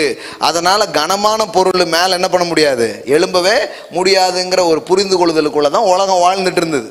அவர் 2 பேர் சொன்னாங்க, இல்லைங்க அதை மைனஸ் பண்ணிட்டு போற இன்னொரு லா இருக்கு, அதுக்கு பேர் ஏரோடைனமிக் லா. இந்த லா ஆஃப் கிராவிட்டி மட்டும் இல்ல, த லா ஆஃப் லிஃப்ட்னு ஒன்று இருக்குது, த லா ஆஃப் ஏரோடைனமிக் அப்படின்னு ஒன்று இருக்குது. அப்படின்னும் போது எல்லாரும் அதை பத்தி என்ன சொன்னாங்க, துருபதேசம். இப்போ நம்ம அந்த மாதிரி தான் பேசிட்டு இருக்கிறோம். தரித்திரமான உலகத்தில் செழிப்புங்கிறோம், வியாதியில் எல்லாரும் செத்துட்டு இருக்கும்போது நம்ம என்ன பேசிட்டு இருக்கிறோம், சுகம் அப்படின்னு சொல்றோம். மனுஷன் வாழ்நாள் இனிமே அவ்வளோதான் சொல்லும்போது நம்ம இம்மார்டாலிட்டி வரைக்கும் பேசிக்கிட்டு இருக்கிறோம். இப்போ இது இவங்களுக்கெல்லாம் நம்மளோட ப்ரீச்சிங்கும் நம்ம சொல்றதெல்லாம் எப்படி இருக்குது, இது அநேகமா ஒளியின் தூதனா இருப்பான் போல. கரெக்டா சொன்னீங்க, ஒளியின் தூதன் தான். நம்ம ஒளியின் தூதன்னா தப்புன்னு நினைச்சுக்கிறோம், ஒளியின் தூதனை போல் வேஷம் தரிக்கிறது தான் தப்பு. நம்ம வந்து உண்மையிலே தேவனால் அனுப்பப்பட்ட வார்த்தையை பேசிட்டு இருக்கிறோம். ஆமென். ஆமாங்க, இன்னைக்கு நான் சொல்றேன், நான் இன்னைக்கு மாலையில தேவனால் அனுப்பப்பட்ட வார்த்தையை பேசி கொண்டிருக்கிறோம் இந்த இடத்துல. ஆமென். எல்லோருக்குமான வார்த்தைகளை தேவன் இந்த மாலையில அனுப்பி கொண்டிருக்கிறார். அப்ப கவனிங்க, எதுவுமே ஒரு காலத்துல நம்ப முடியாததாகவும் அன்பிலீவபிளாக தான் அது இருந்துச்சு, பறக்கவே முடியாதுன்னாங்க. அப்புறம் என்ன ஆயிடுச்சு, அப்புறம் அது வேகமா போய் என்னெல்லாமோ வந்துடுச்சு பாருங்களேன். இப்ப எல்லாரும் நம்புறாங்க, இப்ப ஏறி போறாங்க. அப்ப பாருங்க, இப்படிதான் ஆவிக்குரிய ரீதியிலையும் ஒரு காலத்துல சுகமே கிடையாதுன்னாங்க, அப்புறம் கொஞ்சம் பேர் எழும்பி நின்று சுகம் உண்டுன்னாங்க, அதுக்கப்புறம் சுகத்தை நம்புறோம் அப்படின்ட்டாங்க. ஒரு காலத்துல அந்நிய பாஷையே கிடையாதுன்னாங்க, அப்புறம் அந்நிய பாஷை வந்த பிறகு நாங்க நம்புறோம் அப்படின்னாங்க. அவருக்கு அப்புறம் செழிப்பே கிடையாது, அப்புறம் செழிப்பு. இப்படிதான் எல்லாருமே அப்படி வந்துகிட்டே இருக்காங்க. நீங்க கொஞ்சம் முன்னாடியே வந்துட்டீங்க, கர்த்தருடைய பெரிய கிருபை. ஆனா நினைக்காதீங்க, அந்த பின்னாடி இருக்கிறதும் வரும் பாருங்க, அவங்களும் வந்து சேர்ந்துருவாங்க சீக்கிரமா. ஆமென். இப்பவுமே சொல்றாங்க, இதை ஒரு 10 வருஷத்துக்கு முன்னாடி சொல்லியிருக்க கூடாதா, நாங்க 15 வருஷமா பேசிட்டு இருக்கோம், நீங்க தான் லேட்டா கேட்டிருக்கீங்க. நிறைய பேர் சொல்றாங்க, லேட்டா கேட்டோம், லேட்டா தான் இது எங்களுக்கு தெரியுது அப்படின்ட்டு. அப்ப கவனிங்க, இது வந்து கல்லறையை திறந்து ஒரு செத்த ஆளை வந்து வெளியே கொண்டு வரும்படியா இயேசுவுக்கு ஒரு போல்னஸ் இருந்ததுன்னா அது பிதாவை குறித்த வெளிப்பாட்டினால் வர்ற தைரியமா இருக்கிறது. ஆமென். எல்லாம் சொல்லுங்க, அவரை பற்றிய அறிவு உங்கள் ஜெபங்களிலே தைரியத்தை கொண்டு வருகிறது. இன்னொரு ஸ்கிரிப்சர் காட்டுறேன் பாருங்க, 1 யோவான். இதே ஜான் காஸ்பல்ல போட்டத யோவான் சுவிசேஷத்துல எப்படி வருது பாருங்க. 1 யோவான் 5ஆம் அதிகாரம் 14-15. நாம் எதையாகிலும் அவருடைய சித்தத்தின்படி கேட்டால் அவர் நமக்கு செவி கொடுக்கிறார் என்பதே அவரை பற்றி நாம் கொண்டிருக்கிற தைரியம். இப்போ இதுல முதல்ல வர்றது சித்தம், அதுக்கப்புறம் வர்றது தான் ஜெபம். முதல்ல என்ன வருது, வில் ஆஃப் காட் வருது, அதுக்கப்புறம் தான் என்னவே வருது, ப்ரேயரே வருது. ஆனா வழக்கமா ஜனங்க என்ன பண்ணுவாங்கன்னு பாருங்க, ஜெபம் பண்ணிட்டு சித்தமானால் மாத்தி தான் பண்ணிட்டு இருக்கிறாங்க. ஆனா இங்க என்ன வருது? முதல்ல நாம் எதையாகிலும் ஒன்றை அவருடைய சித்தத்தின்படி. அப்போ முதல்ல உங்களுக்கு தெளிவாயிடணும், நான் என்னத்தையோ கேட்கல, கடவுளுடைய சித்தத்தின்படி கேட்கிறேன். இதுதான் கடவுளுடைய சித்தம் என்கிற ஒரு வெளிப்பாடு உங்களுக்கு வந்துடுச்சுன்னா நீங்க தைரியமா ஜெபம் பண்ணுவீங்க. உங்களுக்கு சொல்ல போனா the backbone of prayer அப்படிங்கிறது எது? knowing the will of God. இந்த ஜெபத்தினுடைய முதுகெலும்பே என்னன்னா, நான் கேட்கறது கடவுளுடைய சித்தத்தை தாங்க கேட்கிறேன். அவர் சித்தங்கிறது உங்களுக்கு எப்படி தெரிய வருதுன்னா, அவரை பற்றிய அறிவு இருக்கும்போது இதைத்தான் என் பிதா விரும்புகிறார்னு உங்களுக்கு தெரிய வர ஆரம்பிச்சிட்டு. ஆமென். அதுல இருந்து தான் ஜெபம் பண்றோமே தவிர, ஜெபம் பண்ணிட்டு பண்ணியிருக்கோம் பார்ப்போம் அப்படி போகக்கூடாது. ஒப்பு கொடுத்துட்டோம் அப்படி போயிடக்கூடாது. அப்படி போகக்கூடாது. சில நேரத்தில் நம்ம அந்த வெளிப்பாட்டில் குறைவா இருக்கிறதுனால அப்படி பண்ணிடுறோம். இது என்னன்னு தெரில, சரி சப்மிட் பண்ணிடுவோம் ஆண்டவர்கிட்ட. ஆனால் நீங்கள் வெளிப்பாட்டில் வளர வளர அப்படி இருக்காது. ரொம்ப கரெக்டாக ஜெபம் பண்ண ஆரம்பிச்சிடுவீங்க. எப்படி ஜெபம் பண்ணுவீங்கன்னா, அவர் சித்தத்தை புரிந்து கொண்டே ஜெபிப்பீங்க. அவர் நமக்கு செவி கொடுக்கிறார் என்பதே அவரை பற்றி நாம் கொண்டிருக்கிற, அங்க இயேசுவை பத்தி யோவான் எழுதினார். பிதாவை குறித்த வெளிப்பாட்டில் இயேசு என்ன பண்றார்? ஜெபிக்கிறார். அது சுவிசேஷம். இது நிருபம். நிருபம் யாருக்கு? அவரை விசுவாசிக்கிறவங்களுக்கு. அவர் எப்படி தைரியமா ஜெபித்தாரோ அப்படி நீ ஜெபிக்க முடியுங்கிறதுக்கு தான் நிருபங்கள் எழுதிட்டு இருக்கிறார். ஆமென். அதனாலதான் காஸ்பல்ல ஜீசஸ் என்ன பண்ணாருங்கிறதுக்கு எபிஸ்டல்ஸ் எல்லாம் பாத்தீங்கன்னா, நிருபங்கள்லாம் பாத்தீங்கன்னா, அவர் விசுவாசிக்கிற நீங்க எப்படி அவர் மாதிரி செயல்படுறதை பத்தி என்ன பண்றாரு? எழுதுறாரு. அப்ப இங்க பாருங்க என்ன சொல்றாரு? நாம் எதையாகிலும், நாம் எதை கேட்டாலும் அவர் நமக்கு செவி கொடுக்கிறார் என்பது, நாம் செவி கொடுக்கிறார் என்று நாம் அறிந்திருந்தோமானால் அவரிடத்தில் நாம் கேட்டவைகளை பெற்றுக்கொண்டோம் என்றும் அறிந்திருக்கிறோம். ஆமென். இப்ப இயேசு எப்படி கேட்டு பெற்றுக்கொள்ள முடியுதோ அதுபோல நீங்களும் கேட்டு பெற்றுக்கொள்ள முடியுமா? ஆமென். என்னங்க, இயேசு ஜெபத்தை கேட்ட மாதிரி என் ஜெபத்தை கேட்பாரா?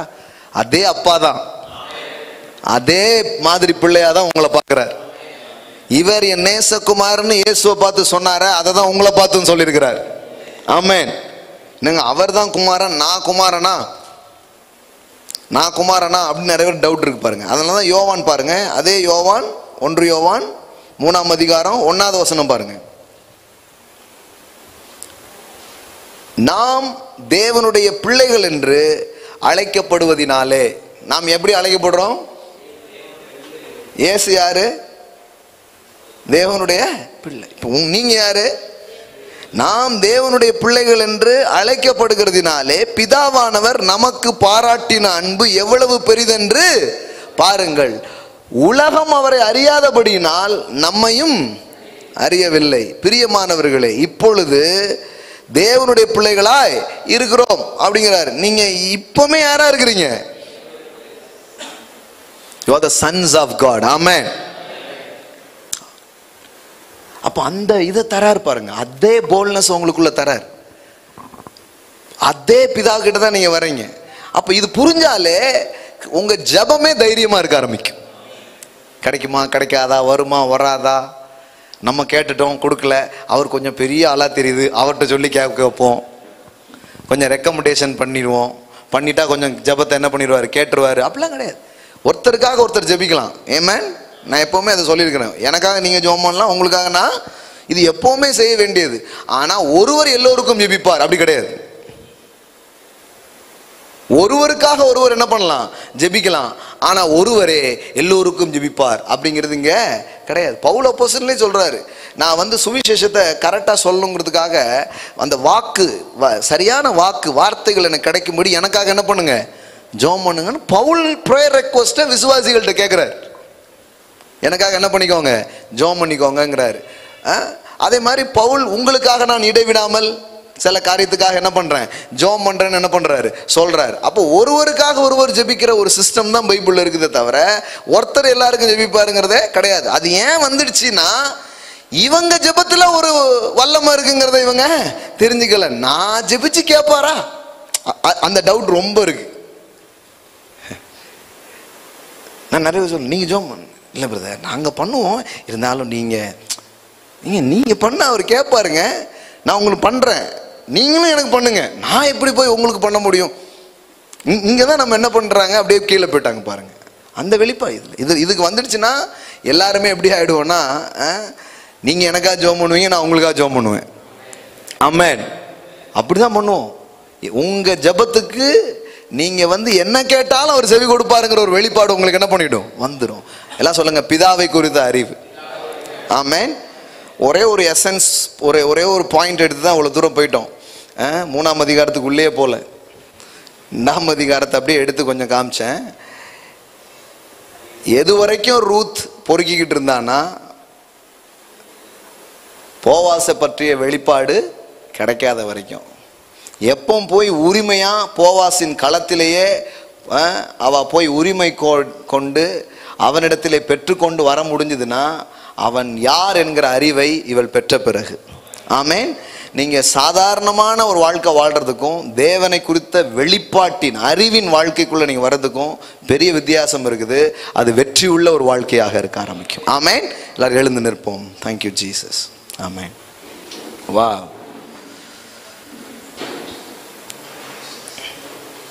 glory to be the living God. Amen. Thank you Holy Spirit. எல்லாமே அதுல தான் வருது. நீங்க கொடுக்கிறது, நீங்க ஜெபிக்கிறது, நீங்க தேவனுக்கென்று காரியங்களை செய்யறது, எல்லாமே அவரை குறித்த வெளிப்பாடு வந்துடுச்சுன்னா அந்த செய்கிற விதமே மாற ஆரம்பிச்சிடும். உங்க ஜெபம் மாறும், உங்க சிந்தனைகள் மாறும், உங்க வாழ்க்கையின் தேவைகளை குறித்து நீங்க கவலைப்பட்டு இருக்க மாட்டீங்க. அதனாலதான் தேவையில கவலைப்பட்ட ஆட்களுக்கு போய் இயேசு என்ன பேசினார்னு நினைக்கிறீங்க? தேவையை குறித்து கவலைப்பட்டு இருந்த ஆட்களுக்கு இயேசு போய் எதை சொன்னாரு? உங்களுக்கு ஒரு அப்பா இருக்கிறார் தெரியுமா அப்படின்னு தான் சொன்னார். என்னங்க காசு இல்லைன்னு இருக்கிறேன், அப்பாவை பத்தி பேசிட்டு இருக்கீங்க? அப்பாவை பத்தி புரிஞ்சிங்கன்னா காசு வந்துடும். ஆமென். சில நேரம் நம்ம முழங்காலுக்கும் மொட்டத்தலைக்கும் முடிச்சு போடுற மாதிரி இருக்குதே அப்படிங்கிற மாதிரி ஒரு அதுக்கு என்னங்க பைசா எங்க இருந்து வரும்னு சொல்லுங்க அப்படின்னு தான் சொல்லுவோம். ஆனா அவர் சொல்றாரு, பிதாவை பத்தி உனக்கு தெரியுமா? எண்ணத்தை புசிப்போம், எண்ணத்தை குடிப்போம், எப்படி வாடகை கட்டுவோம், எப்படி ஃபீஸ் கட்டுவோம், எப்படி இந்த கடன்ல இருந்து வெளியே வருவோம், இப்படி வாழ்க்கையின் காரியத்தை பற்றி கவலைப்பட்டுட்டு இருக்கான் மனுஷன். அப்படிதான் கேள்வி கேட்கிறார். கவலைப்படுகிறவர்களே அப்படின்னா எல்லாரும் திரும்பி பார்க்காங்க. அம்புட்டு பேருக்கும் பண பிரச்சனையா, தலைவலியா, ஆமாங்க, மூக்கடைப்பா, ஆமாங்க, எல்லாரும் ஆமாங்க ஆமாங்க அப்படிங்காங்க. அப்போ அனாசின் சாப்பிடுங்க அப்படிங்கிற மாதிரி அவர் கேள்வி கேட்டா எல்லாரும் வருத்தப்பட்டு பாரம் சுமக்கிறவர் இல்லைன்னா எல்லாரும் வந்துடுறாங்க. ஏப்பா அம்புட்டு பேருக்கும் வருத்தமா? ஆமா, எல்லாருக்கும் வருத்தம், எல்லாருக்கும் பாரம். அதனாலதான் பாருங்களேன், இயேசு பேசுற பிரசங்கத்துக்கும் இன்னைக்கு சபை பேசுற பிரசங்கத்துக்கும் பெரிய வித்தியாசம். அவர் உண்மையிலே மக்கள் வாழ்க்கையில எந்த பிரச்சனையில் இருக்காங்களோ அந்த பாயிண்ட வச்சுதான் அதுக்கு பதில் பேசிட்டு இருந்தார். ஆனா இன்னைக்கு எடுக்கிற பாயிண்ட்லாம் பாருங்க, சம்பந்தமே இருக்காது. ஒரு பையன் சொல்றான், ஏன்டா சர்ச்சுக்கே போறதுல நமக்கு சம்பந்தமே இல்லாத பேசுவாங்கண்ணே, அங்க போய் நான் எதுக்கு உட்கார்ந்துருக்கணுங்கிறான். பாருங்க, அவன் சின்ன வயசுல வெளிப்பாடு வந்துருச்சு அவனுக்கு. நமக்கு தொடர்பே இல்லாத ஒரு விஷயத்துல நீங்க தொடர்பு கொண்ட வாடிக்கையாளர் தொடர்பு இல்லைக்கு வெளியே உள்ளார் அப்படிங்கிற மாதிரி தான் இருக்குது வாரம் வாரம் ஒவ்வொரு பிரசங்கமும். அப்படி இருந்தா அவங்க எப்படி கனெக்ட் ஆக மாட்டாங்க. ஆனா இயேசு பேசும்போது எல்லாரும் கனெக்ட் ஆகுறாங்க. எண்ணத்தை புசிப்போம், எண்ணத்தை குடிப்போம், எண்ணத்தை உடுப்போம் என்று கவலைப்படுகிறவர்களே அப்படின்னா எல்லாம் கிரௌடே எப்படி பார்க்க அவர் சொல்றாரு, இது எல்லாத்தை விட நீங்க பெரிய ஆள், நீங்க விசேஷமானவங்க, உங்களுக்கு ஒரு அப்பா இருக்கிறார், உங்களுக்கு ஒரு பரம தகப்பன் இருக்கிறார். இப்ப பாருங்க, இவன் குடிக்கிறதுக்கும் புசிக்கிறதுக்கும் உடுத்துறதுக்குமே கவலைப்பட்டு இருக்கான். இவங்கிட்ட எப்பேற்பட்ட ஒரு சிந்தனை இயேசு விதைக்கிறார் தெரியுமா? நீங்க மத்தேயு 6 இப்படி வாசித்திருப்பீங்களான்னு எனக்கு தெரியல. எப்பேற்பட்ட ஒரு ஆழமான விசுவாச சிந்தனை இயேசு விதைக்கிறாருன்னா, எப்பா நீ என்னத்தை பூசிப்ப என்னத்தை குடிப்பன்னு கவலைப்பட்டு இருக்கல, ஆனா உனக்கு தெரியுமா உங்க அப்பா தான் ஊருக்கே சாப்பாடு போட்டுட்டு இருக்கிறார் அப்படிங்கிற. இவன் என் கதை எப்படி ஓடுங்க, அவர் சொல்றாரு உங்க வீட்டுல தான்ப்பா சமையலே நடக்குது, அங்க இருந்தா சாப்பாடு ஊரெல்லாம் போயிட்டு இருக்குது அப்படிங்கிறாரு. எப்படி இருந்திருக்கும் பாருங்க. என்னது எங்க வீட்லயா நீங்க சோறு கிடைக்குமான்னு ஊரெல்லாம் போயிட்டு இருந்தேன். ஒருத்தர் சொல்றாரு உங்க வீட்டுல தாங்க சமையல் நடந்துருந்தா உங்களுக்கு எப்படி இருக்கும்.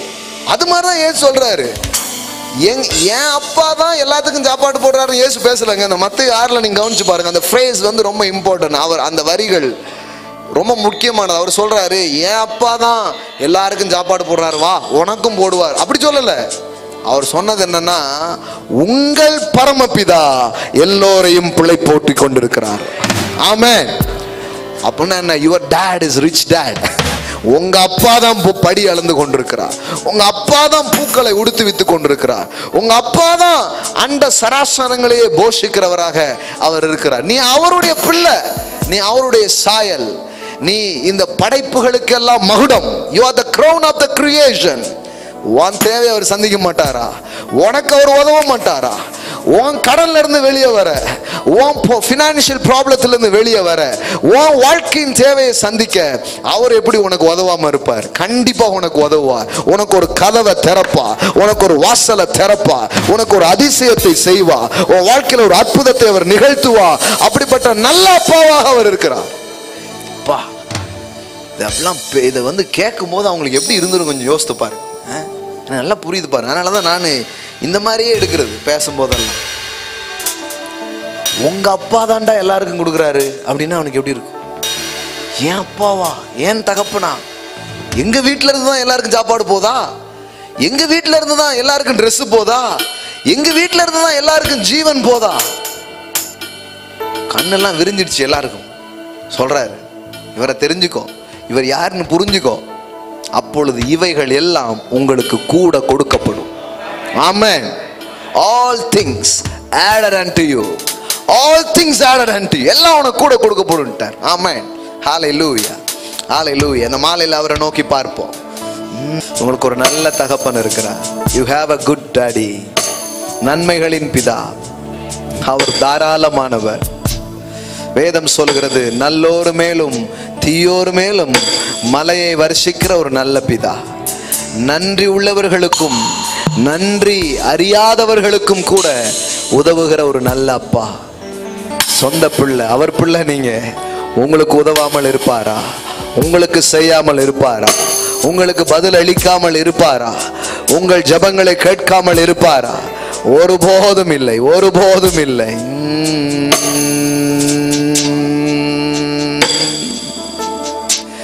எத்தனையோ காரியங்கள் வித்தியாசமா இருக்கலாம், ஆனா அவர் அன்பில் மாற்றமே இல்லை. இந்த மாலை வேளையில அப்பா, உங்களை குறித்த மெய்யான வெளிப்பாட்டை எங்கள் உள்ளத்திலே தாரும்.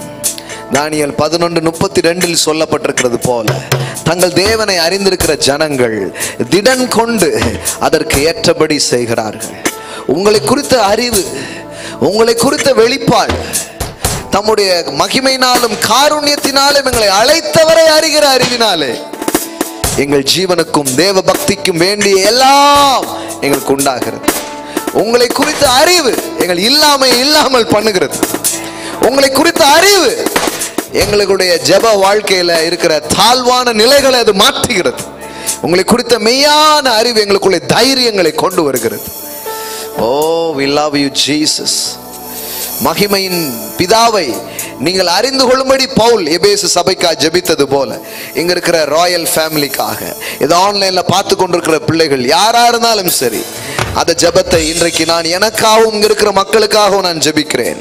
ஹல்லேலூயா. மகிமையின் பிதாவை அறிந்து கொள்வதற்கான ஞானத்தையும் தெளிவையும் அளிக்கிற ஆவியினாலே இங்க இருக்கிற எங்களையும் இந்த ஆன்லைன்ல பார்த்துட்டு இருக்கிற பிள்ளைகளையும் நிரப்புவீராக. வெளிப்பாட்டின் அறிவினால் நிரப்புவீராக.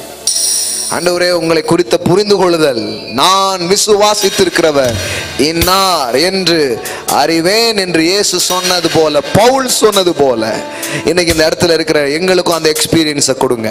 we need iada experience, we need more. hallelujah.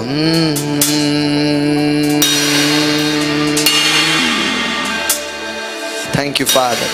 ஒவ்வொரு நாளும் இந்த தேடல் எங்களுக்குள் பெருகட்டும், இந்த பதில்கள் எங்களுக்கு உண்டாகட்டும் சுவாமி. மனசார அங்கே வந்திருக்கிற பிள்ளைகள் ஒவ்வொருவரையும் உம்முடைய நாமத்தினால் வாழ்த்துகிறேன், உம்முடைய நாமத்தினால் ஆசீர்வதிக்கிறேன். உம்மை குறித்த அறிவினால் குறைவெல்லாம் நிறைவுகளாய் மாறட்டும், பலவீனங்கள் பலனாய் மாறட்டும், தோல்விகள் வெற்றிகளாய் மாறட்டும். ஆண்டவரே, உங்களை குறித்த வெளிப்பாட்டை பெற்றதுங்க சாதாரணம் இருக்க மாட்டாங்க. அவன் என் நாமத்தை அறிந்திருக்கிறபடியினால் அவனை உயர்ந்த அடைக்கலத்தில் வைப்பேன். என்னைக்கு அந்த அறிவு வந்துச்சோ, அந்த வெளிப்பாடு வந்துடுச்சோ, அன்னைக்கே உயர்வு ஸ்டார்ட் ஆயிடுச்சு. அன்னைக்கே வெற்றியின் நாள் துவங்கி விட்டது. கர்த்தாவே தகப்பனே, அதை நீங்க அனுப்புவதற்காய் ஸ்தோத்திரம். எங்களுக்காய் வைக்கப்பட்ட சுதந்திரத்தை நாங்கள் அறிந்து கொள்கிறோம். நாங்கள் பொறுக்குகிற ரூத்துவாய் அல்ல, நாங்கள் சுதந்திரவாளியான மனவாட்டியாய் வாழ்ந்த ரூத்தை போல. ஹல்லேலூயா. தேவனுடைய மக்கள், தேவனுடைய சபை வாழட்டும். போவாஃபிஸின் சுதந்திரம் என்னுடையது என்று வாழட்டும். அவன் என் உறவின் முறையான் என்கிற வெளிப்பாட்டில் வாழட்டும். ஹல்லேலூயா. அந்த வெளிச்சத்தை தருவதற்காய் நன்றி. இயேசுவின் நாமத்தினால் பிதாவே, amen, amen. Wow wow wow. Praise God. Hallelujah. Amen. Praise God. கர்த்தருக்கு நாம் கொடுக்க போகிறோம். அவரை குறித்த வெளிப்பாட்டிலிருந்து நாம் கொடுக்கலாம். அது வேற பாருங்க. அந்த வெளிப்பாட்டிலிருந்து கொடுக்கறது வேற. He is a giver. நான் ஏன் கொடுக்குறேன்னா, என் அப்பா கொடுக்குறவர். நம்ம கொடுக்கணும்ல பிரதர், அப்படிலாம் கிடையாது. என் அப்பாவுக்கு இருக்கிற குணமே கொடுக்குற குணம்.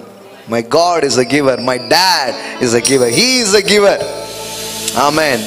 அவர் வெறும் கொடுக்கறது மட்டும் இல்லை, அவர் கொடுக்கறதுனா ரொம்ப பிடிக்கும். சிலர் கொடுப்பாங்க, கொடுக்கணுமா அப்படின்னு, அப்படிலாம் இல்லை. அவர் எப்படின்னா நேசத்தினால் கொடுக்கிறார். ஆமென். அப்படிதான் நம்ம இருதயத்தையும் அவர் பழக்க விரும்புகிறார். ஆமென். ஸோ அதனால தான் நம்ம கொடுக்குறோம். ஆமென். ஆன்லைனில் பார்க்குற பிள்ளைங்க ஆன்லைன் மூலமாக கொடுக்கலாம். கூகுள் பே ஆர் ஃபோன்பே அக்கௌண்ட்டில் நீங்கள் விதைக்கலாம். ஆமென். ஸோ